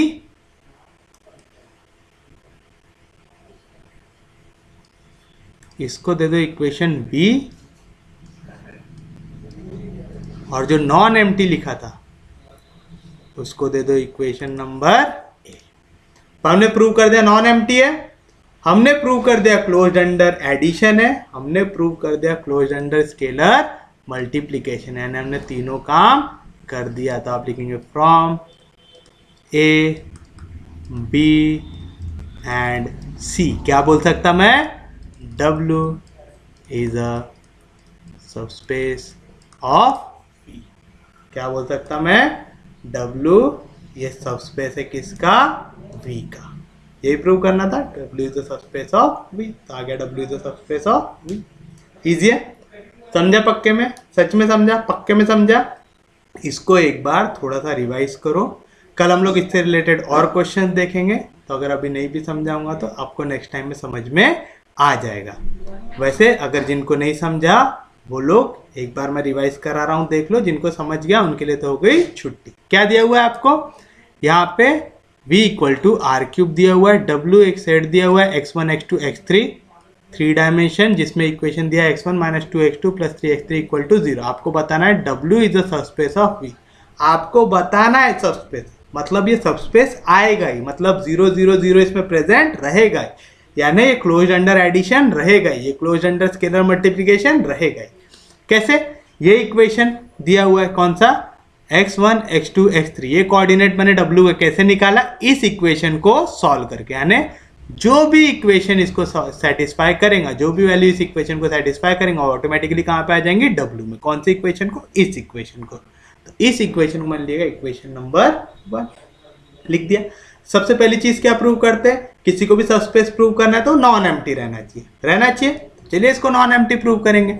नॉन एम्प्टी के लिए कौन सा एलिमेंट पक्के में रहना चाहिए, 0 एलिमेंट। यहाँ पे 3 कोऑर्डिनेट है, x coordinate, y coordinate, z coordinate, तीनों 0 होना चाहिए। तो देखो x1 की जगह 0 रखो, x2 की जगह 0 रखो, x3 की जगह 0 रखो, 0 0 0 0 प्लस 0 0 कितना आ गया 0, यानी 0 0 0 क्या कर रहा, सेटिस्फाई कर रहा। तो आप लिखेंगे सिंस 0 0 0 सेटिस्फाई इक्वेशन 1, यानी 0 0 0 किसको बिलोंग करेगा, W को। जो भी इस इक्वेशन को सेटिस्फाई करेगा वो कहाँ पे चला जाएगा, W में, क्योंकि 0 0 0 प्रेजेंट है, यानी 0 एलिमेंट प्रेजेंट है। तो W कौन सा सेट बन गया, नॉन एम्प्टी सेट हो गया। इक्वेशन नंबर ए हुआ। अब क्लोज्ड अंडर एडिशन प्रूव करना है। क्लोज अंडर एडिशन कैसे प्रूव करते हैं, अल्फा बीटा दो एलिमेंट ले लो W के अंदर और प्रूव कर दो कि अल्फा प्लस बीटा भी किसके अंदर आ रहा है, W के अंदर, तो हो जाएगा क्लोज्ड अंडर एडिशन। अब अल्फा पहला एलिमेंट कैसा रहेगा, जिसमें कोई x कोऑर्डिनेट हो, y कोऑर्डिनेट हो, z कोऑर्डिनेट हो। Alpha equal to alpha 1, alpha 2, alpha 3। तो बीटा ने कोई पाप किया क्या, नहीं। बीटा किस टाइम करेगा, जिसके 3 कोऑर्डिनेट रहे, बीटा 1, बीटा 2, बीटा 3। समझ रहे कैसे लिखते हैं, ये दोनों एलिमेंट किसको बिलोंग कर रहे हैं, W को। अगर ये दोनों एलिमेंट W को बिलोंग कर रहे हैं तो W की इक्वेशन को भी सेटिस्फाई करेंगे, यानी अल्फा और बीटा सेटिस्फाई करेंगे इक्वेशन 1 को। यानी आप x1 की जगह लिख दो अल्फा 1, x2 की जगह लिख दो अल्फा 2, x3 की जगह लिख दो अल्फा 3। सेम बीटा के लिए x1 की जगह लिख दो बीटा 1, x2 की जगह लिख दो बीटा 2, x3 की जगह लिख दो बीटा 3। इक्वेशन नंबर, ये दोनों इक्वेशन को मैंने दिया इक्वेशन नंबर 2। कोई दिक्कत नहीं, कोई डाउट नहीं। अब निकालो अल्फा प्लस बीटा की वैल्यू। अल्फा प्लस बीटा क्या आएगा, alpha 1 plus alpha 2 plus alpha 3। Alpha की वैल्यू होगी प्लस बीटा 1, बीटा 2, बीटा 3। कौन सा पेयर है, या ऑर्डर्ड पेयर। पहली वैल्यू ऐड होंगी पहले में, दूसरी वैल्यू ऐड होंगी दूसरे में, तीसरी वैल्यू ऐड होंगी तीसरे में। तो अल्फा प्लस बीटा के कोऑर्डिनेट क्या बने, alpha 1 plus beta 1, alpha 2 plus beta 2, alpha 3 plus beta 3। अगर अल्फा प्लस बीटा ये W का पार्ट है तो इसने W की इक्वेशन को सेटिस्फाई करना चाहिए। यानी मैं अगर x1 के जगह अल्फा 1 प्लस बीटा 1 रखूँ, x2 के जगह अल्फा 2 प्लस बीटा 2 रखूँ, x3 के जगह अल्फा 3 प्लस बीटा 3 रखूँ LHS में, तो इक्वल टू RHS मिलना चाहिए, यानी इक्वल टू 0 आंसर आना चाहिए।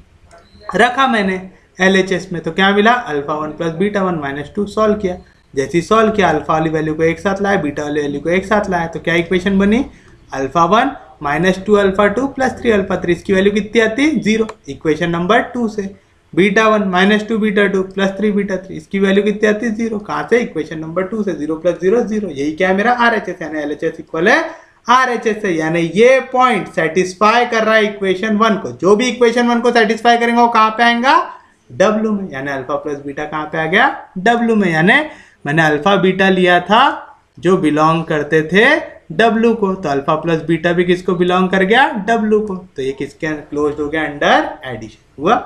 आप बोल सकते हो therefore W is closed under addition. अब सेम चीज प्रूव करो, किसके लिए, स्केलर मल्टीप्लिकेशन के लिए। तो मैंने लिया अल्फा एक पॉइंट है W में, क्योंकि अल्फा W में बिलोंग करता है तो उसके कितने कोऑर्डिनेट होंगे, 3, अल्फा 1, अल्फा 2, अल्फा 3। अब मैंने लिया कि आपका A ये बिलोंग करता है R³ को, हमारी फील्ड को बिलोंग करता है। लिया, कोई दिक्कत नहीं, कोई डाउट नहीं। तो A अल्फा क्या लेंगे, इसके कोऑर्डिनेट को A से मल्टीप्लाई करो, यानी A into alpha 1, A into alpha 2, A into alpha 3।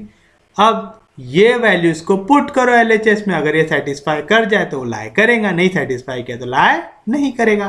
तो आपने x1 की जगह लिया A1, x2 की जगह लिया A अल्फा 2, x3 की जगह लिया A अल्फा 3। पुट कर दिया LHS में, तो क्या मिला, A alpha 1 minus 2A alpha 2 plus 3 alpha 3। सब में A था, A को कॉमन निकालो, alpha 1 minus 2 alpha 2 minus 3 alpha 3।